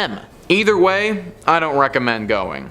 And finally, number 1 on this list is the Lorraine Palace Theatre. You know, for once, it would be really nice to go see some theater without fearing for your life. Sadly, you aren't gonna get that at the Lorraine Palace Theatre. The Atlanta Journal-Constitution writes, the Lorraine Palace Theatre opened in 1928 in Lorain, Ohio, near Cleveland. It seats just over 1,700 guests and was the first movie theater in the state to show talking pictures, according to the theater's website. Dave Hensley, a paranormal researcher and the founder of EVP Mediums, told the Chronicle-Telegram after investigating the palace that there are so many spirits there he couldn't even count them all. We got a name from a gentleman named Ed who said that he worked at the shipyard. That's profound because the shipyard was directly behind the palace. He claimed that he was murdered, pushed downstairs, Henley said. There was a spirit who said that he died of drugs as well. And we had spirits that were killed in the 1924 tornado that hit Lorain. That was pretty emotional, one of them said. My body flew, Henslett told the Chronicle. The theater's operation director told the newspaper most people in the area probably know about the ghosts and spirits that roam the palace's hallways.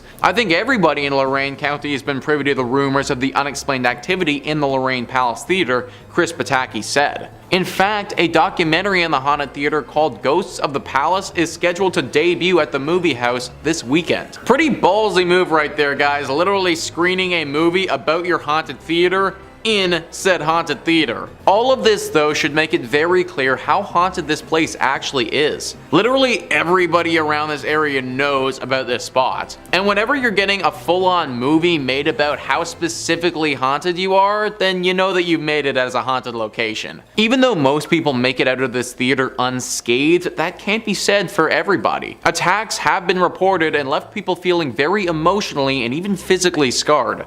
Netflix is a thing for a reason now, guys. Let's use it. Coming in at number 5, we have the Driscoll Hotel in Austin. The Driscoll Hotel in Austin is rumored to be alive with the ghosts of the past who reveal themselves to guests of the present. Colonel Jesse Driscoll opened the luxurious hotel in 1886. The wealthy cattle baron bought the corner lot of Brazos and 6th Street for $7,500. The Driscoll has welcomed high society events and historic political events over the years. In 1934, Lyndon Baines Johnson met his future wife, Lady Bird, at the Driscoll. He later used the hotel as his headquarters for the White House press corps. Today, guests say the hotel is haunted by Colonel Driscoll's spirit. He was known as an avid cigar smoker, and at times guests report the smell of cigar smoke despite the fact the hotel has been smoke-free for several years. They also say Colonel Driscoll has a fascination with lights. It could happen by his portrait or anywhere in the hotel. It's very likely Colonel Driscoll is checking in on his property. Among the stories of the Driscoll is the legend of Peter Lawless. He was a railroad man who lived at the Driscoll for 31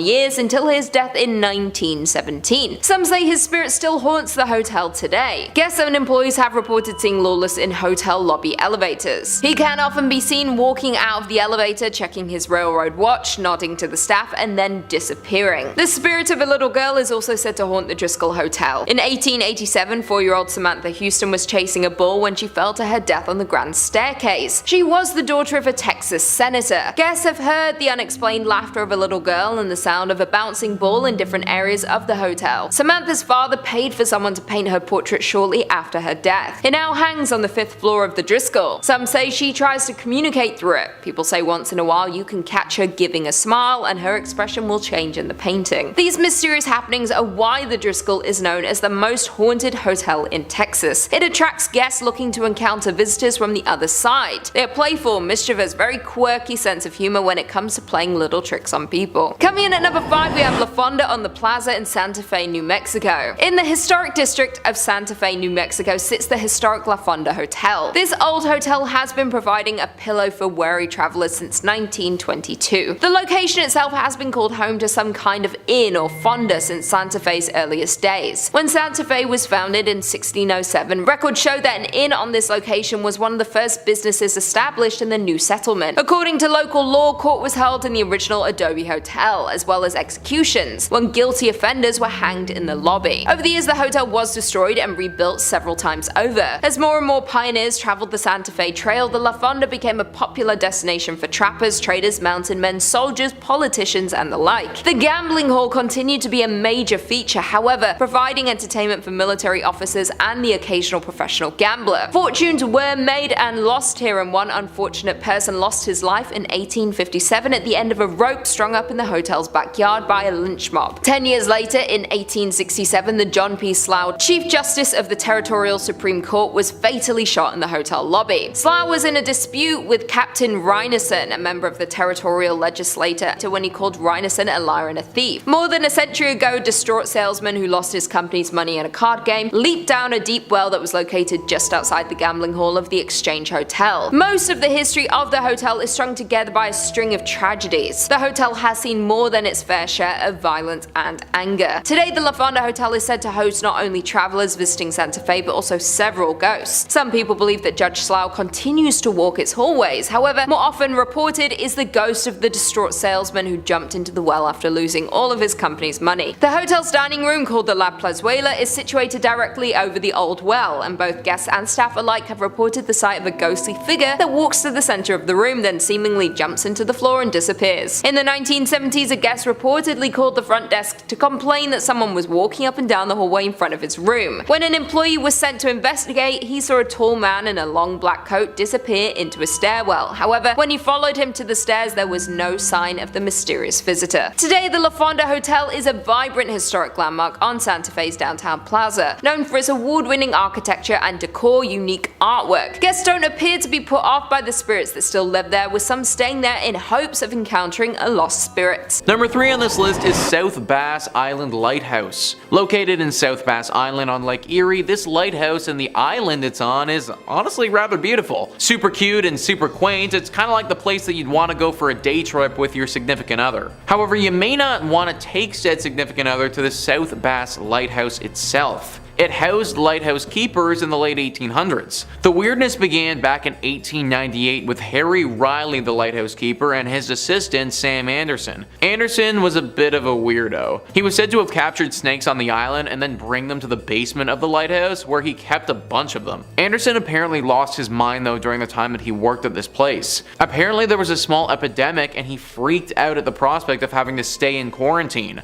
Triggering a little bit? It's thought that he took his own life by jumping off of the cliff portion of the island. Then later on, the lighthouse keeper Harry was found hopelessly mad running around the island like a lunatic. It was the two stories of these men that launched the legends of a haunting at this lighthouse. People are very scared of the lighthouse as they believe it to be haunted with some sort of demon that will make you go insane. A lovely and quaint little spot, but one that if you spend too much time at will literally have you lose your mind. Not to mention the ghosts of these two men have been spotted from time to time running around frantically, looking as if all their wits are totally gone. Number 2 on this list is Edwin Shaw Hospital. Edwin Shaw Hospital has truly seen it all, and it's no wonder that it's deeply haunted today. It initially opened in 1915 as a hospital specifically for tuberculosis. Then a few years later, a side wing opened up to care for pediatric patients. Needless to say, during these periods there was a lot of death that took place. Then in 1947, things changed drastically and became a place for abandoned children, those who lost their parents, or those who suffered. For the next few years of this place's operation, there were a decent amount of scandals that took place. Tons of reports of mistreatment of these children, with some patients even taking their own lives during this time. Eventually this became a psychiatric hospital as well, and as you can probably imagine, it saw its fair share of human rights violations and scary things. Now, this place is no more, it's completely demolished, but the area is still deeply haunted. Ohio Exploration went prior to its demolition in 2017 and saw its haunted nature firsthand. They write, "Of course, with such a rich and diverse history, it is no surprise that Edwin Shaw was said to be haunted. The spirits of not only the tuberculosis victims, there are 246 buried in the hospital cemetery, but also of those children who took their own lives and those who fell victim to ill fates were said to haunt the hospital and its grounds. Doors opened and closed by themselves, and sounds of spectral footsteps were often heard in the halls. The sounds of a meal being served in the mess hall were heard quite frequently, but upon inspection, the hall was completely empty. Ghostly humming and other odd sounds were heard in Sunshine Village, where the bulk of the paranormal activity was said to take place. Be very careful, guys, of this place in Ohio." Number 1 on this list is Moonville Tunnel. Moonville Tunnel is a deeply haunted tunnel in Ohio that locals are perpetually afraid of. Jim Reed says, according to local legend, the ghost is that of a railroad worker who was crushed by an oncoming train in the spring of 1859. The newspaper article from the MacArthur Democrat dated March 31st, 1859 reads, "A brakesman was fatally injured when the wheels passing over and grinding to a shapeless mass the greater part of one of his legs." Talk about graphic. Most who claim to have sighted the ghost of Moonville Tunnel say that he carries a lantern and is sometimes seen as a hovering orb of light. At least 4 other people were reported to have been killed at Moonville Tunnel as well, although the details, they kind of vary. Some legends claim that Moonville was struck by a plague and quarantine, and that the ghosts are of those killed by the epidemic. Others state that the ghost is that of a pregnant woman struck by a train, and still others claim that it was an 8-foot tall man who was struck. However, none of these legends are quite as popular as the initial one. This tunnel appears on tons of the most haunted Ohio lists, and it even has a pretty massive section on Wikipedia dedicated to how haunted it is. That can't be said for most other places, and just kind of leads to the legitimacy of these ghosts. On the Wikipedia page, there are also extensive stories about the Lavender Lady, the engineer, and the bully, who were all apparently characters that died due to this train many years ago. As Jim Reed mentioned earlier though, these are lesser legends, but still could have actually happened. Whatever or whoever is truly haunting this tunnel, it's clear that it probably isn't safe for us to be exploring. Avoid the Moonville Tunnel at all costs. Unless you're in a train, in that case, because considering how our ghosts became ghosts, you might actually be safe. Number 5 on this list is the House of Wills, a historic mansion with a deep history and an even deeper haunting. The Atlanta Journal-Constitution says it was built in 1898 by the Germania Tavernian Social Club, according to the website of the current owner, Cleveland artist Eric Freeman. By 1912, it was turned into the hospital for immigrants, and by 1920, it housed the Cleveland Cleveland Hebrew Institute until 1938. Prominent African-American entrepreneur and businessman John Walker Wills bought the property in 1942 to use as the location for his second funeral parlor. Wills died in the home in 1971 and his family sold it in 2005. The home fell into disrepair until Freeman bought it in 2010 and started the challenging work of restoring and renovating the property. Freeman said on his website that Wills is believed to be one of the many ghosts that haunt the house, and on his Facebook page he posted a scary electronic voice phenomena, or EVP, recording from the house of what sounds like dozens of spirits from beyond trying to be heard by the living. There have actually been some famous paranormal investigators that have looked into this mansion before, and they all came to the same conclusion. It's haunted. A swirling mist will occasionally appear in the mansion, followed by stark temperature changes and a horribly foreboding sensation. Visitors who've stayed at this mansion for extended periods of time say that the visit changed them, that they're sort of constantly on alert after that stay, as if they're hyper aware all of the time. Unless you're trying to feel anxious literally all of the time, I'd book another place to stay if I was you. Number 4 on this list is the Sealy Rose House. This house is located in the Malabar Farm State Park, which is in Richland County. To this day, it's still a working farm, which is kind of shocking considering the horrible tragedy that occurred here many years ago. Sealy Rose is actually the name of a person, a young girl who lived in the late 1800s. This girl wasn't innocent and sweet as the stereotypical farm gal is.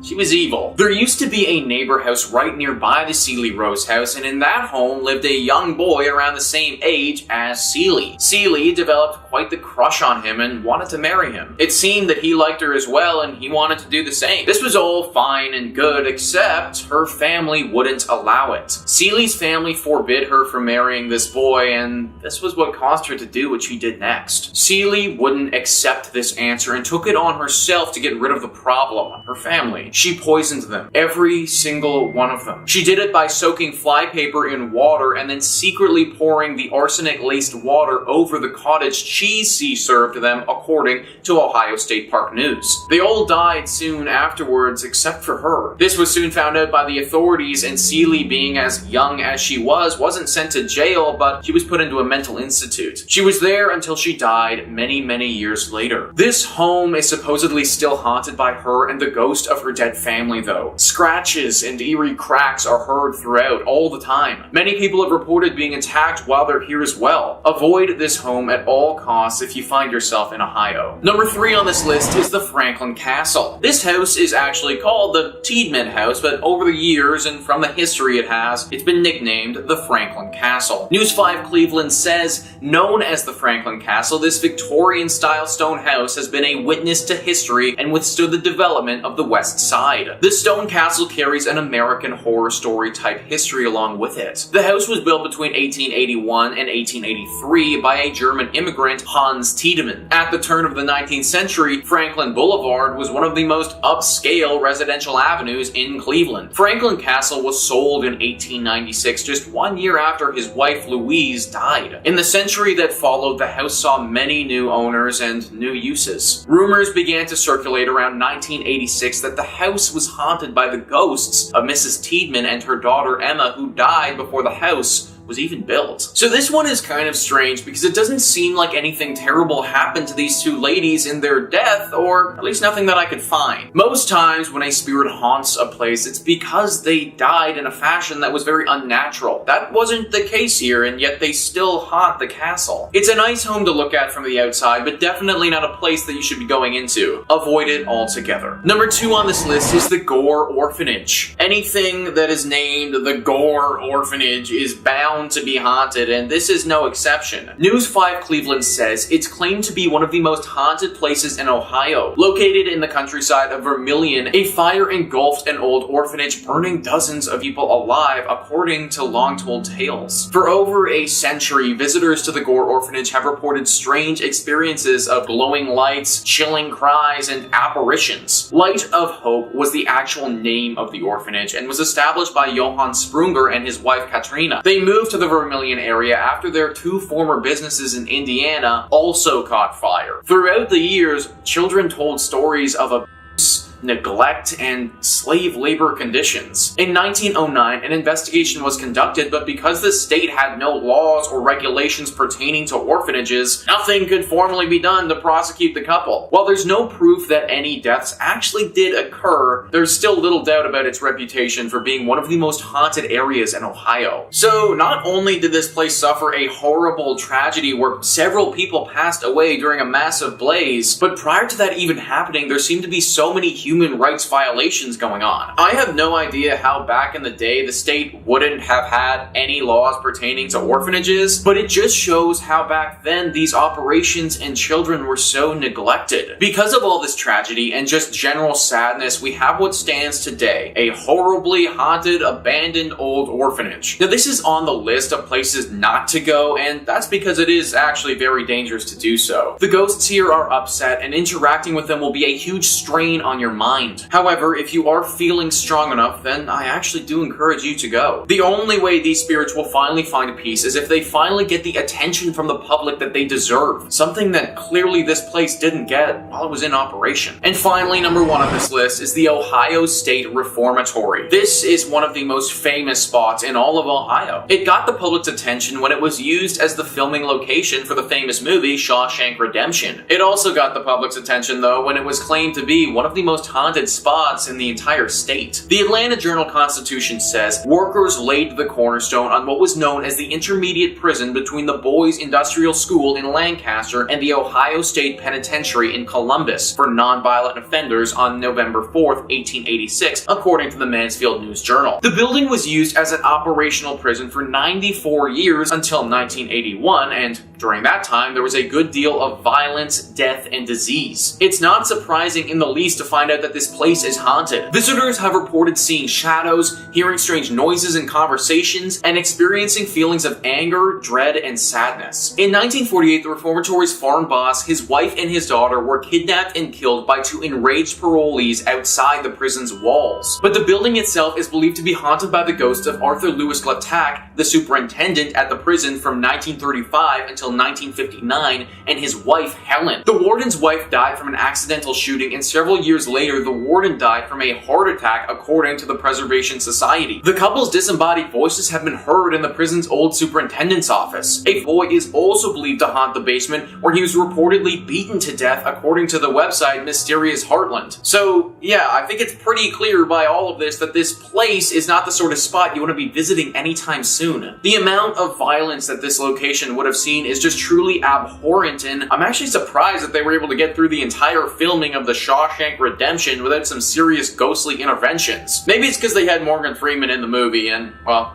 let's face it, he's kind of an angel. Number 5 on this list is Stivers School for the Arts. This is a high school that's attracted hundreds of artistic students from around the region for years. It's apparently a really good school, however, ever since a murder back in the 1920s, it's been deeply haunted. AGC writes, according to the online magazine Dayton Most Metro, a teacher named Mary Tyler was found dead in the pool with a locket in one hand and a broken pointer in the other. The teacher was reportedly involved with a senior student at the time of her death. He disappeared after her body was found and was never seen again. Officials believe the unnamed student tore his picture out of the teacher's locket so nobody would suspect him, according to the writer Julian Heisler. The school eventually covered over the pool, building a classroom on top of it. A trap door still leads down into the pool, which is used for storage now, Heisler said, but it seems Mary Tyler never left. Students and maintenance staff have reported Tyler's ghostly figure levitating in the abandoned pool and floating about the lower levels and the network of tunnels buried underneath the school,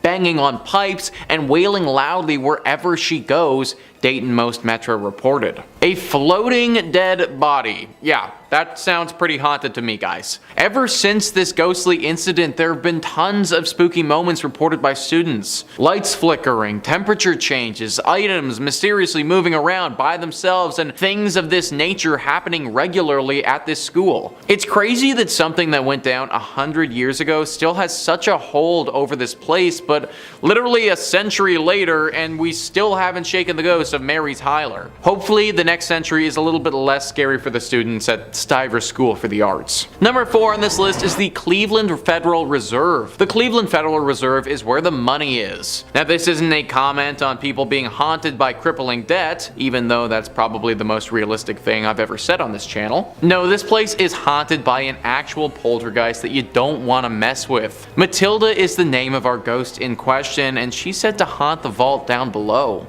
Now, the good thing about this place is that you actually can't even get to the haunted area. So even for those of you who are feeling daring, you aren't going to be able to go and visit Matilda because it's off limits to the public. Matilda used to work here and was deeply involved in the stock market. That's why when the market suffered a horrible crash in 1929, Matilda felt trapped and saw no other way than to take her own life. She did so in this building, and now it is forever haunted by her spirit passing through the underground walls, scaring all of those who work down there. It's hard to know how accurate this haunting really is because we don't really have any proof of it. That, however, is more due to the fact that it's super off limits and super well guarded vault that nobody can get to. If we can trust the verbal accounts of the people who've run into her, and there have been many, then we should definitely fear this vault. In at number 3 we have Hotel Chelsea in New York City. The Hotel Chelsea has been a formidable presence on the West 23rd Street since the 1880s, taking up a large section of the block between 7th and 8th Avenues. Over the past decades, the hotel has become a shell of its former self, as ownership has changed hands. We've seen its legendary walls enshrouded in scaffolding, and long-time residents leave as the building is transformed into luxury hotels. A list of notable building residents have called the Hotel Chelsea home, from authors like Mark Twain, Dylan Thomas, as well as Arthur C. Clarke, who wrote 2001: A Space Odyssey there. There is no other building in NYC that has been the home, the muse, and the inspiration for multiple generations of artists. Opened in 1884 as an experiment by architect Philip Hubert, Hotel Chelsea was Manhattan's first cooperative building that catered to the personal and professional needs of inhabitants. It was a social experiment of sorts for a mix of the carpenters, electricians, and interior designers who created the place, in addition to a handful of artists, writers, and singers. From its inception, the 12-story building was a haven for creative types, and it didn't take long for the walls of the common spaces, which at time included dining halls, to become decorated with canvases and murals, some of which were created by the esteemed students of the Hudson River School. But Hubert's social experiment quickly went bankrupt and belly up. In 1905, Hotel Chelsea opened its doors to the world, offering luxury accommodations on Manhattan's West 23rd Street. A few decades later, after plenty of wear and tear, management was forced to lower room prices to mirror the condition of the rooms. During its glittering peak, day-to-day life at Hotel Chelsea was far from glamorous. Tenants would gather to smoke and drink in the hallways of the Victorian Gothic building. Drug use was rampant, and someone was always accidentally setting something on fire. The hotel shuttered to visitors in 2011, and after a series of unsuccessful acquisitions, was ultimately purchased 5 years later by a trio of hoteliers: Richard Bourne and Ira Druckier of BD Hotels, and Sean McPherson of Bowery Hotel and Jane Hotel. The new owners are in the midst of doing a thorough renovation of the ailing space, planned to reopen it in 2019 as a glittering luxury destination. With the hotel's long and complicated history full of every type of person, there have been spirits that have been trapped within the walls. Nancy Spungen, girlfriend of Sid Vicious of the Sex Pistols, was found stabbed on October 12, 1978. She was found on the hotel bathroom floor by the staff. She did not survive her attack. Sid was charged with her murder but died before he could be convicted. The next tragedy that is considered to be quite popular when it comes to the Hotel Chelsea is that of poet and writer named Dylan Marlays Thomas. This occurred many years earlier than Nancy's, on the 9th day of November in the year 1953. In October of 1953, Mr. Thomas arrived in the state of New York, and according to those around him, he had wealth and medical problems. Many claim that he had suffered from regular blackouts and even suffered from medical conditions associated with his heart. In addition to these issues, he also had to carry an inhaler because of the fact that he suffered from a respiratory condition. He became ill during his stay at the hotel. He passed away 3 days later from pneumonia. However, some people believe he was poisoned. Both Nancy and Dylan, along with other lesser-known ghosts, are known to plague their own rooms within the hotel. Some guests have heard screaming from Nancy's bathroom when staying in the neighboring rooms, or waking up suddenly in the night. Others have heard footsteps from outside the rooms, along with running up and down the halls. Currently, renovations continue as of April 2021, with a plan to reopen by the end of the year. Will you visit once the hotel is reopened? Will the renovations make a difference to the hauntings? Probably not. In at number 2, we have Hawthorne Hotel in Salem, Massachusetts. The Hotel Hawthorne has been one of the most cherished landmarks in Salem for a century. The hotel was a joint venture for the town, looking to build their first hotel to service visitors. They decided to name the hotel after author Nathaniel Hawthorne, Hawthorne, who grew up in the town. Opening in July of 1925, the new magnificent destination offered 150 outstanding guest rooms, as well as a 2-story lobby complete with a mezzanine and balcony. It even attracted series of illustrious guests including the likes of Betty Davis and Johnny Cash, but it was the television sitcom Bewitched that brought the Hawthorne Hotel its greatest fame. In 1970, Elizabeth Montgomery, her real-life husband Bill Asher, and the rest of the cast and crew stayed at the Hawthorne Hotel while filming episodes for the show. The hotel was flooded with calls asking if it was the Bewitched Hotel for years after the Salem saga first aired. Bridget Bishop was one of the poor women accused and convicted of witchcraft, was said to have owned an apple orchard upon which the hotel was later built. Many guests maintain that they have encountered her very spirit within the hotel. In front of the 6th floor's room 612, the apparition of a woman is often seen standing still. From time to time, she will wander up and down the hallway where room 612 is located. Within the room, guests have complained of the sensation that they are not alone, as if someone else is sharing the room with them. And inside room 325 of the 3rd floor, there have been several reports of hearing an unseen baby crying, lights turning off and on, and even the water faucets turning on and off. Others have reported numerous unidentifiable sounds. One particular employee refuses to work nights ever again. During his evening shift, after cleaning a room, he went to get supplies and returned to find the room's entire configuration changed around. With the hotel being built in Salem, there is no telling just how many tortured women still roam on the land, all dying in horrific ways their spirits have struggled to pass on and accept their fate. And lastly, in at number 1, we have the Stanley Hotel in Colorado. The Rocky Mountains are home to a hotel that's widely considered one of the most haunted places in America, and it has ties to a renowned horror film. The Stanley Hotel in Colorado is said to be haunted by several different ghosts, from past owners to children and even a couple pets. Along with its haunted reputation, the colonial revival style hotel also inspired author Stephen King to write The Shining, one of his most popular novels that was adapted into a 1980 film starring Jack Nicholson. The Stanley Hotel was built by inventor Freeland Stanley, who moved out to Colorado hoping that the fresh air and plentiful sunlight would relieve his tuberculosis. When he arrived in 1903, he was weak and underweight, but after just 1 season, hotel staff says his health was restored. The hotel says Stanley was so overjoyed that he vowed to return each summer and ended up building the hotel to bring a level of sophistication to the region. The Stanley Hotel opened in 1909. Stanley died in 1940 at the age of 91, but his spirit is still said to roam the hotel. Specifically, staff says he's been spotted in the hotel's billiard room and bar. Stanley's wife Flora has also reportedly been spotted in the hotel and is known to tickle the keys of a piano. Another ghost that's been said to show up is a former housekeeper of the hotel, Elizabeth Wilson, or Mrs. Wilson. Tour guides say Wilson was lighting lanterns in room 217 when she was seriously injured in an explosion. She survived the blast but passed away years later. Now it seems Wilson is a regular in room 217. Guests report items being moved, luggage being packed up, and lights going off and on. It also seems Wilson is rather conservative. Guides say she's not a fan of unmarried couples. People who aren't married have reported feeling a cold presence between them while in bed. On the 4th floor, guests have also reported hearing children running around, laughing and playing. Guides say that's where nannies and kids they watched would spend much of their time back in the day. Not all of the hotel's purported ghosts stand on 2 legs. There's a pet cemetery on the grounds that guides say is the final resting place of some of the owner's animals. Staff says the ghosts of a cat and a dog have been roaming around. Could this cemetery also be the inspiration for King's novel Pet Sematary? It definitely seems possible. Guides end their tour in a cave system below the hotel, where staff says there's a higher than average concentration of limestone and quartz, which is believed by some to draw spirits to the property. Do you dare visit the Shining Hotel? Number 5 on this list is the Devil's Precipice. The Devil's Precipice is located in the village of Cosmonel and is definitely one of the cooler entries on this list in my opinion. The Devil's Precipice is basically one big dangerous treasure hunt. The legend says that bandits hid some very valuable treasure here hundreds of years ago after they pulled off a massive heist. They didn't just leave it here though, but they actually cursed the treasure in the area around it so that the only people who could ever get it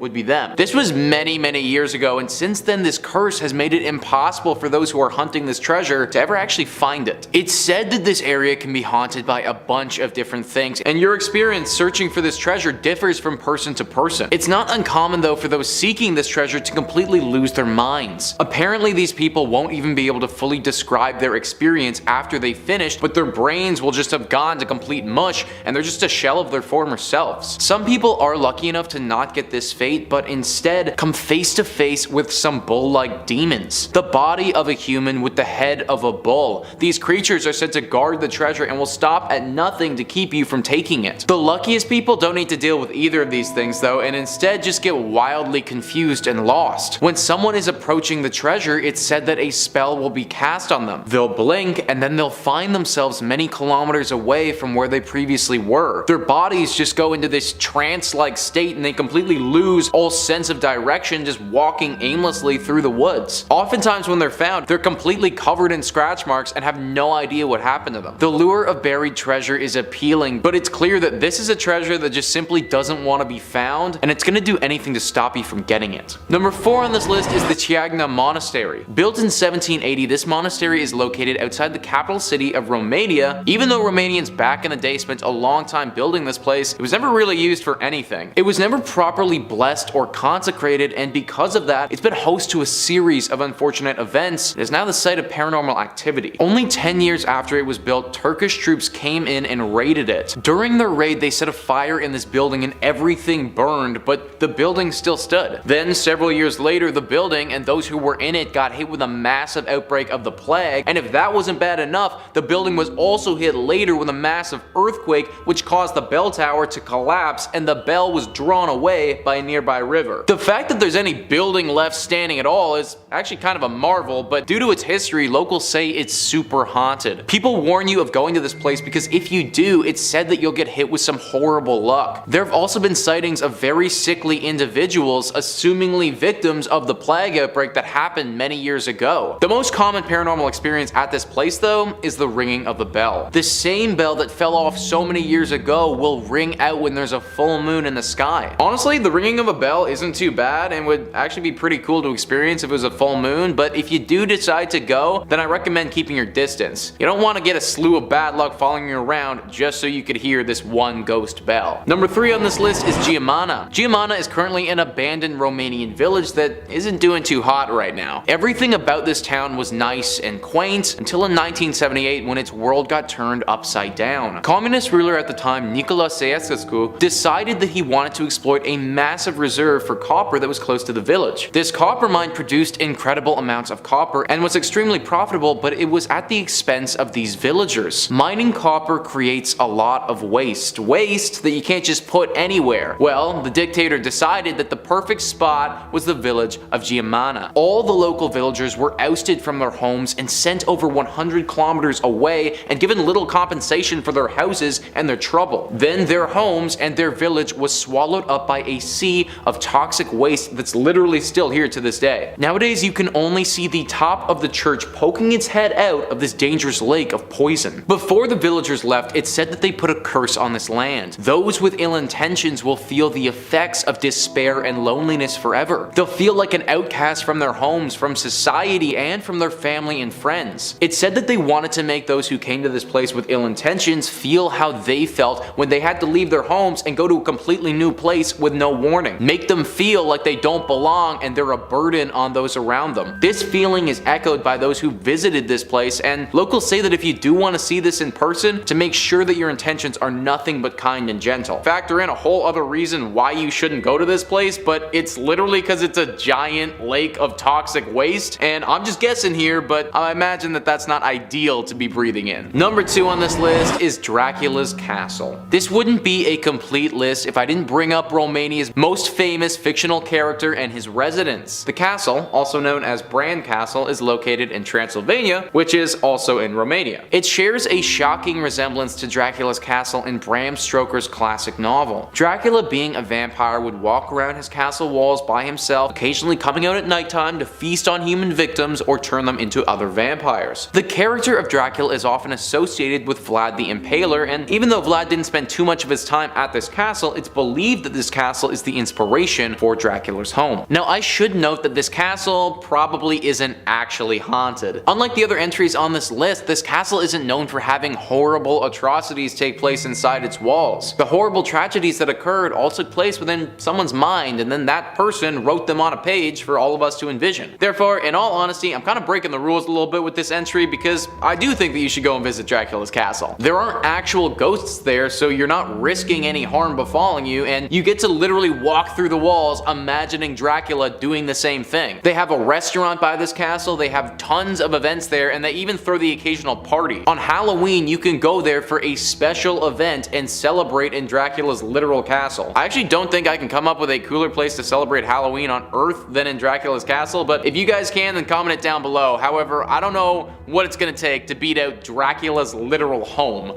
So, number 1 on this list is Corvin Castle. Corvin Castle, even though it wasn't written as Dracula's castle, honestly should have been. This is a castle in Romania that has seen its fair share of horrors and it's deeply haunted because of it. This castle has had tons of horror stories over the years. One of them says that Vlad the Impaler was actually held captive here for 7 years in the dungeons, that he lived off of rats and he impaled them after he'd eaten them, that his deep desire for blood and death rose as he was trapped between these walls. Another legend talks of 3 Turkish prisoners who were promised freedom if they dug a 100-foot deep well. The prisoners did this and it took them over 15 years to accomplish the project, but when they were finished, were mercilessly thrown back into their cells and tortured. This castle even has a bear pit in the dungeons. It's said that those who were sentenced to death would be taken and thrown into this bear pit with a hungry bear inside and mauled to death by the animal. Horrific torture devices have been found in this castle and other dark, sadistic things that have made it one of the most haunted spots in all of Romania. Now, due to all this violence, there are several curses and hauntings that hang over this place. The first one is the well. Locals warn to never drink from that well, and also if you visit this castle, throw a coin down there and say a prayer. The 3 Turkish prisoners who dug it cursed it before they died and made it so that bad things will come to those who drink the water. The second is a monk. There was a monk who was staying at this castle who was caught eavesdropping on a conversation between 2 people. He was taken outside and bricked until he died. His spirit still roams around the halls of this building to this day, with some people reportedly having conversations with him before. Several other people have seen ghostly apparitions of those who look to be dead, and some have even seen full scenes of people being brutally tortured. Dread, despair, depression, these are all commonly reported feelings from visitors of this castle. Certainly not a spot that I recommend going if you do find yourself in Romania. Number 5 on this list is Sismaju Hotel. Located in Bucharest, this hotel was initially built over 100 years ago in 1912 and was first called the Palace Hotel. It was called this because it truly was a marvel back then and was one of the most beautiful spots in the country. The architect who built it owned the property until 1948 when it was ultimately taken by the state.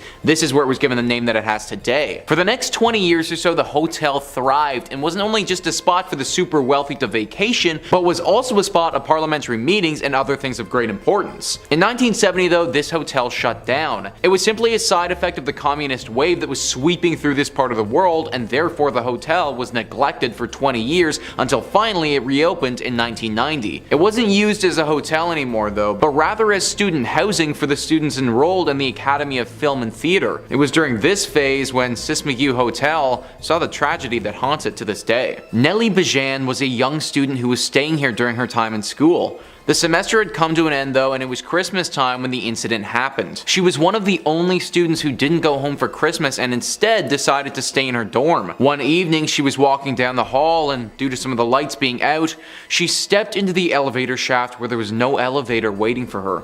She fell down several stories and landed at the bottom of the shaft, writhing in agony. She didn't die immediately though. In fact, it took her over 3 hours to finally die from her wounds. 3 hours where she was screaming and yelling for help, but nobody could hear her because they were all home for Christmas. Now her spirit haunts this place, and many students have reported hearing cries for help coming from nowhere. Some have seen her ghost standing at the end of the hallway, looking as if she's desperate for someone's attention. The sad thing about this is that if it would have happened at any other time when students were in the building, she likely would have been saved and never would have died at all. Just a horrible tragedy that's left its mark on this hotel for good. Number 4 on this list is the Witch's Pond. So this is a bit of a weird one.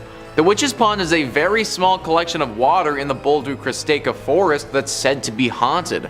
A few legends have come from this place. The first one, which I don't actually think is true, but I'm gonna tell you guys anyways, is that Vlad the Impaler was decapitated here. Now it could be possible that this did happen. The truth behind Vlad's death has been debated for centuries, but I find it unlikely that the killers would take him out to this pond in this forest and do it out here. The second legend, which I think is far more likely and probably did actually happen, is that a witch was killed here. An article on the subject writes, as the legend goes, 18th century century villagers put a witch to death in the woods near a swampy pond in colonial-era cemetery of Equia Creek. Her name, it's said, was Edith, and her body was tossed into the water. This killing is how the pond got its name, the Witch's Pond. After she was killed, strange occurrences started happening here that couldn't be explained. It's said that the water turns blood red in the springtime, and sometimes people see a witch-like figure hovering over this bloody liquid. In other reports, there's a sacrificial altar that spawned here, and she's standing by it waiting to sacrifice someone. The sound of bodies being thrown into the pond along with a witch's cackle can be heard ringing throughout the forest. Locals avoid this pond, and you should too.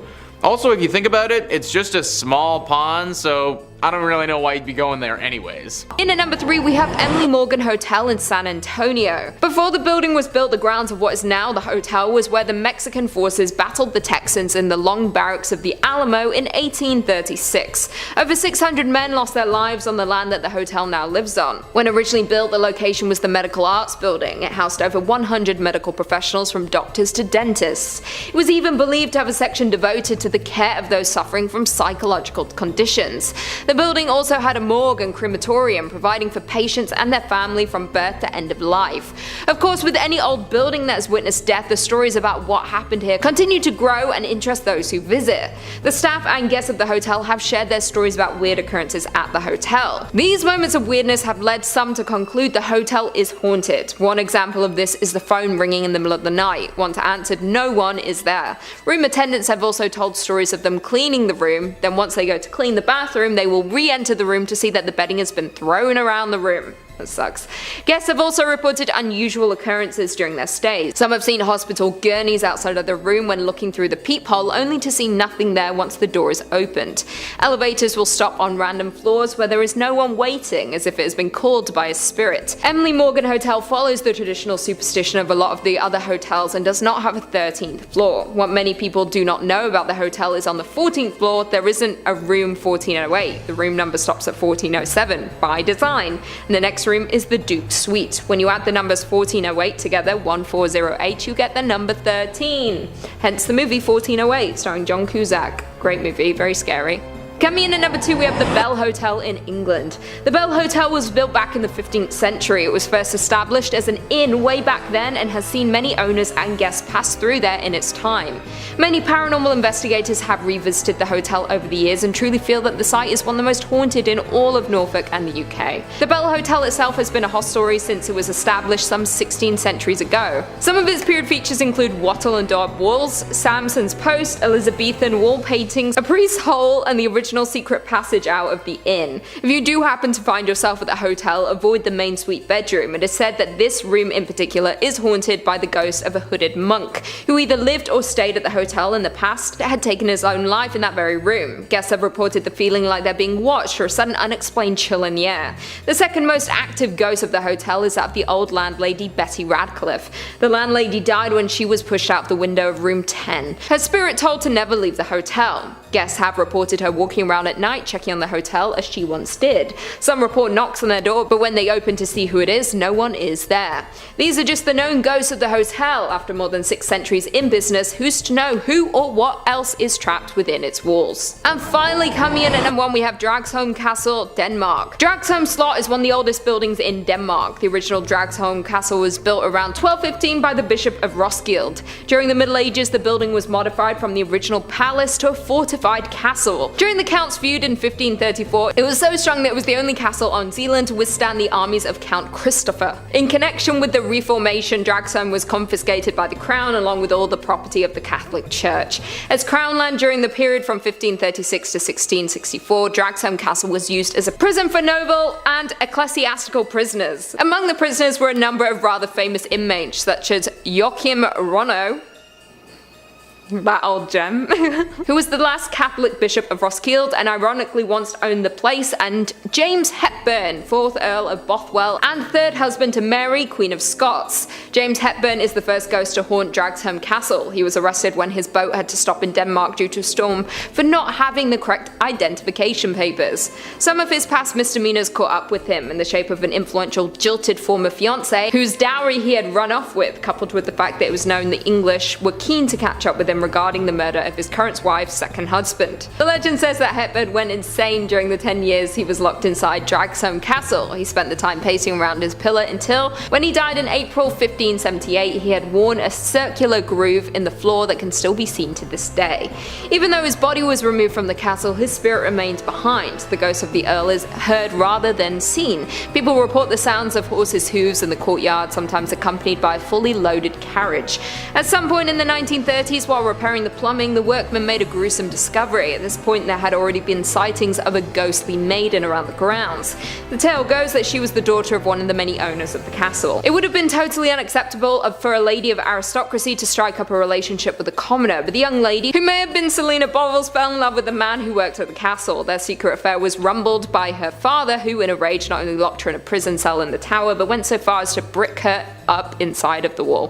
When the plumbers tore down the wall, they discovered her remains. People now make the link that this must be the ghostly maiden. She can often be seen around the grounds searching, possibly for her lost lover. Others have heard crying that they can never place. Could there be more hidden bones around the castle? I won't be staying there to find out. In at number 5 we have Ross Castle. The Ross Castle is one of the most haunted places in all of Ireland. It's located on the edge of Loughliney and Killarney National Park in County Kerry. It was built in the late 15th century by the local ruling clan, the O'Donohues, then changed ownership to the McCarthys in 1580, and finally was leased out to Sir Valentine Browne. But then in 1688 they were exiled after the Glorious Revolution.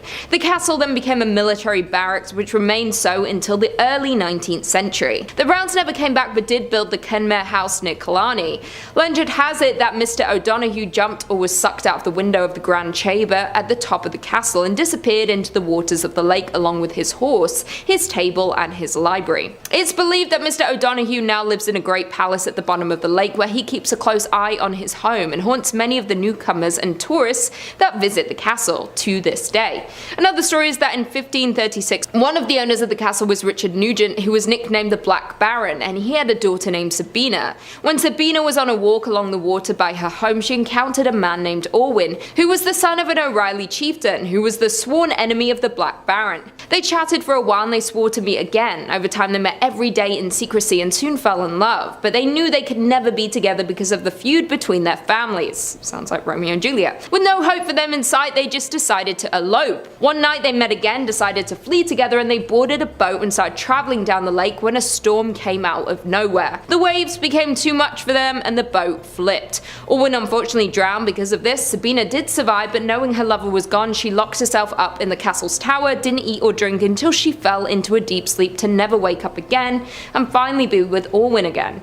Sabina eventually did pass away because of this, and to this day she continues to haunt the castle. Visitors and guests make frequent encounters with her spirit, saying she is still searching for her lover so they can reunite again. And the Black Baron's presence has also been reported by visitors in and around the castle on numerous occasions. Many tourists have frequently reported waking up numerous times throughout the night, hearing sounds of doors shutting on their own and whispering noises. A few others have also said they feel an eerie presence sitting next to them while in bed. Coming in at number 4 we have Castle Leslie. Castle Leslie is a massive castle that was home to the Leslie clan, and the Castle Leslies lay on a private 1,000-acre country estate located in County Monaghan. The Leslie family has lived in the estate since 1665, when the land was purchased and given to John Leslie by King Charles II.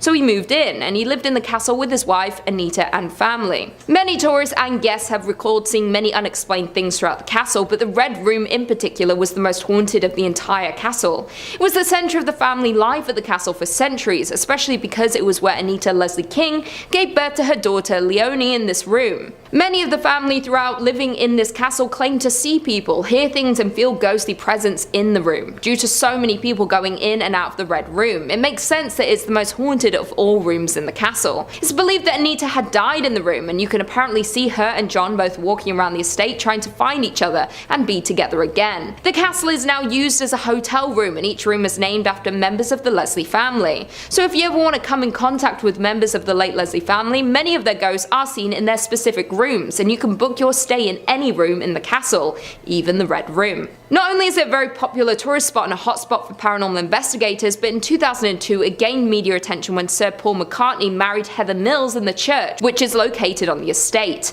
Also, various members of the Churchill family have visited the castle due to family ties they have with the Leslies. In at number 3 we have the Crum. Located in Northern Ireland, Crumlin Road, Gall, also often called the Crum, is reportedly one of the most haunted places in Belfast. This former prison was built in the Victorian era and was designed by Sir Charles Lanyon in 1845. It is their only Victorian era prison remaining in Northern Ireland and was one of the most advanced prisons of its day. This prison held some of the most dangerous and mentally ill people in all of Ireland, and many prisoners passed away while staying here, and they believed to haunt the building to this day. The prison had brutal conditions and children were even held there as young as 6 for petty crimes like stealing food. This prison held executions, and the first known execution was done in 1854 to a man named Robert Henry O'Neill. It's believed over 20 people, including Robert, had been buried in unmarked graves within the grounds of Balgal. These executions were a public demonstration, were held in crowds of up to 20,000 people to watch. Later in 1901 there was an execution chamber built and the most dangerous prisoners were sent to this notorious prison to be executed. After closing its doors in 1996, it is now used for events and conferences, and during the Halloween season it's open to ghost hunting experiences and for paranormal investigators. This infamous prison is featured on the list of the world's most notorious historic prisons, and tourists continue to flock here due to the amount of paranormal activity and ghost sightings over the years. In at number 2 we have Malahide Castle. The Malahide Castle lies in the village of Malahide just north of Dublin and dates back to the 12th century. The estate began in 1185 when Richard Talbot was granted the lands of Malahide, and it was home to the Talbot family for 791 years until 1976. The castle was eventually inherited by the 7th Baron Talbot, and in 1973 it was passed down after his death to Rose, his sister. Then in 1976 the castle and its grounds were sold to the Irish state. Nowadays the castle is used as a concert venue, tourist attraction and banquet events. It also features a popular botanical garden, sports ground, golf course, tennis court and a children's playground. The castle's best known rooms are the Oak Room and the Great Hall, which display Talbot family history and are known to be visited often by paranormal investigators. The tragic story of a murdered jester named Puck is the most notable ghost who haunts the castle. Stories say he had fallen in love with one of the Malahide prisoners, Lady Eleanor Fitzgerald. Puck was found out when he was stabbed in the heart, ultimately dying, but with his last breath he swore to haunt the castle for all of eternity. Locals and tourists see the ghost of Puck roaming the castle grounds. It's also believed that many members of the Talbot family also haunt the castle. When in the late 1700s, 14 members of the family sat down for breakfast in the Great Hall, and then later that night all 14 people were suspiciously found dead. It is rumoured to be one of the most haunted castles in Ireland. The castle's residents, workers and visitors have all reported similar eerie happenings, and you can learn about all of the different ghost hauntings on the very popular ghost tours including Puck. And finally, in at number 1 we have Grace Neal's Bar. Not only are castles and buildings haunted in Ireland, but there is an Irish pub by the name of Grace Neal's Bar that is a popular haunted place. This Irish pub is located in County Down and was built in 1611 and is one of the oldest bars in Ireland. Originally this bar was called the King's Arms when it was first established, until it was taken over by Grace Neal. Grace spent years serving drinks to the bar goers. She was known to greet every guest with a kiss on the cheek and a hug, and she was described as having a strong spirit. It's believed by many that her ghost has stuck around the bar ever since her death in 1916. Cold spots are felt around this warm atmosphere, and some have reported seeing a ghostly figure of a Victorian-era woman wandering around the front bar. The current owners of the bar often hear sweeping noises, footsteps and glasses and cups have fallen suddenly off the shelves for seemingly no reason. Not only is Grace the only spirit haunting the bar, staff members of the bar have regularly seen shadowy figures of men passing by in the upstairs area. Several different ghost hunters have visited the 400-year-old pub in order to try and find answers for the unexplained sighting, including medium Derek Ackera and the most haunted team. One ghost hunter, Mike Hirons, believes he had come across an evil spirit when he was investigating the bar. He stated that the anomaly appeared before him as a ball of light upstairs and was very evil and unpleasant. Spirits sucked the energy from people, and he claimed to get very out of breath, and all his energy was drawn out when he was investigating the bar. Grace Neal's Bar is known to be among one of the most haunted bars in the world, and the most haunted in all of Ireland. Number 5 on this list is Trevale Forest. Located near the Romanian city Pitești, Trevale Forest has several ghostly legends surrounding it. Some of them are old and have been rumored for centuries, whereas others have only recently gained the public's attention. Wikipedia writes, there's a legend about a maiden, daughter of a rich landowner who loved a poor servant of her father. Her father found a rich old man for her to marry, but during the wedding day she ran with the servant in the forest. Her father found them and killed her lover and then decapitated her. It's generally accepted that the two scary things about the forest are the decapitated ghost of the bride and the people going into the forest to do satanic rituals. So that's the old legend that circulates around this forest and has been talked about for several hundred years. It's currently unknown what satanic rituals were performed here and in what time, but many assume that this forest has seen its fair share of human sacrifices and that those killed here still restlessly wander the woods to this day. The more recent legend that started some odd 30 years ago was actually from a taxi driver. It's said that a taxi driver drove a woman out to these woods as she requested him to. Then as payment for the trip was given her wedding ring. He was told to wait for her there until she was done with her business, which was in a very creepy abandoned old building right outside of the forest. As he was waiting though, he fell asleep, and when he woke up he was no longer in the same place or in the same time. It was 10 years later that he woke up in a building close to where his car was initially parked. When he went back to his car, he discovered the wedding ring attached to a finger, and heard later that the woman he drove that day killed herself 10 years prior. I can't even imagine how jarring it would be to wake up in a different place 10 years later. Like most mornings I wake up, I'm already disoriented, but that would be another level for sure. Ever since this story came out, taxi drivers around Romania don't ever want to drive here or pick someone up from this forest. A decapitated lover, human sacrifices, and a woman who took her own life and has the ability to bend time. Yeah, this forest definitely makes the list for places to avoid. Number 4 on this list is Mcin Castle. Mcin Castle is a very nice castle located in the small village of Bolinda.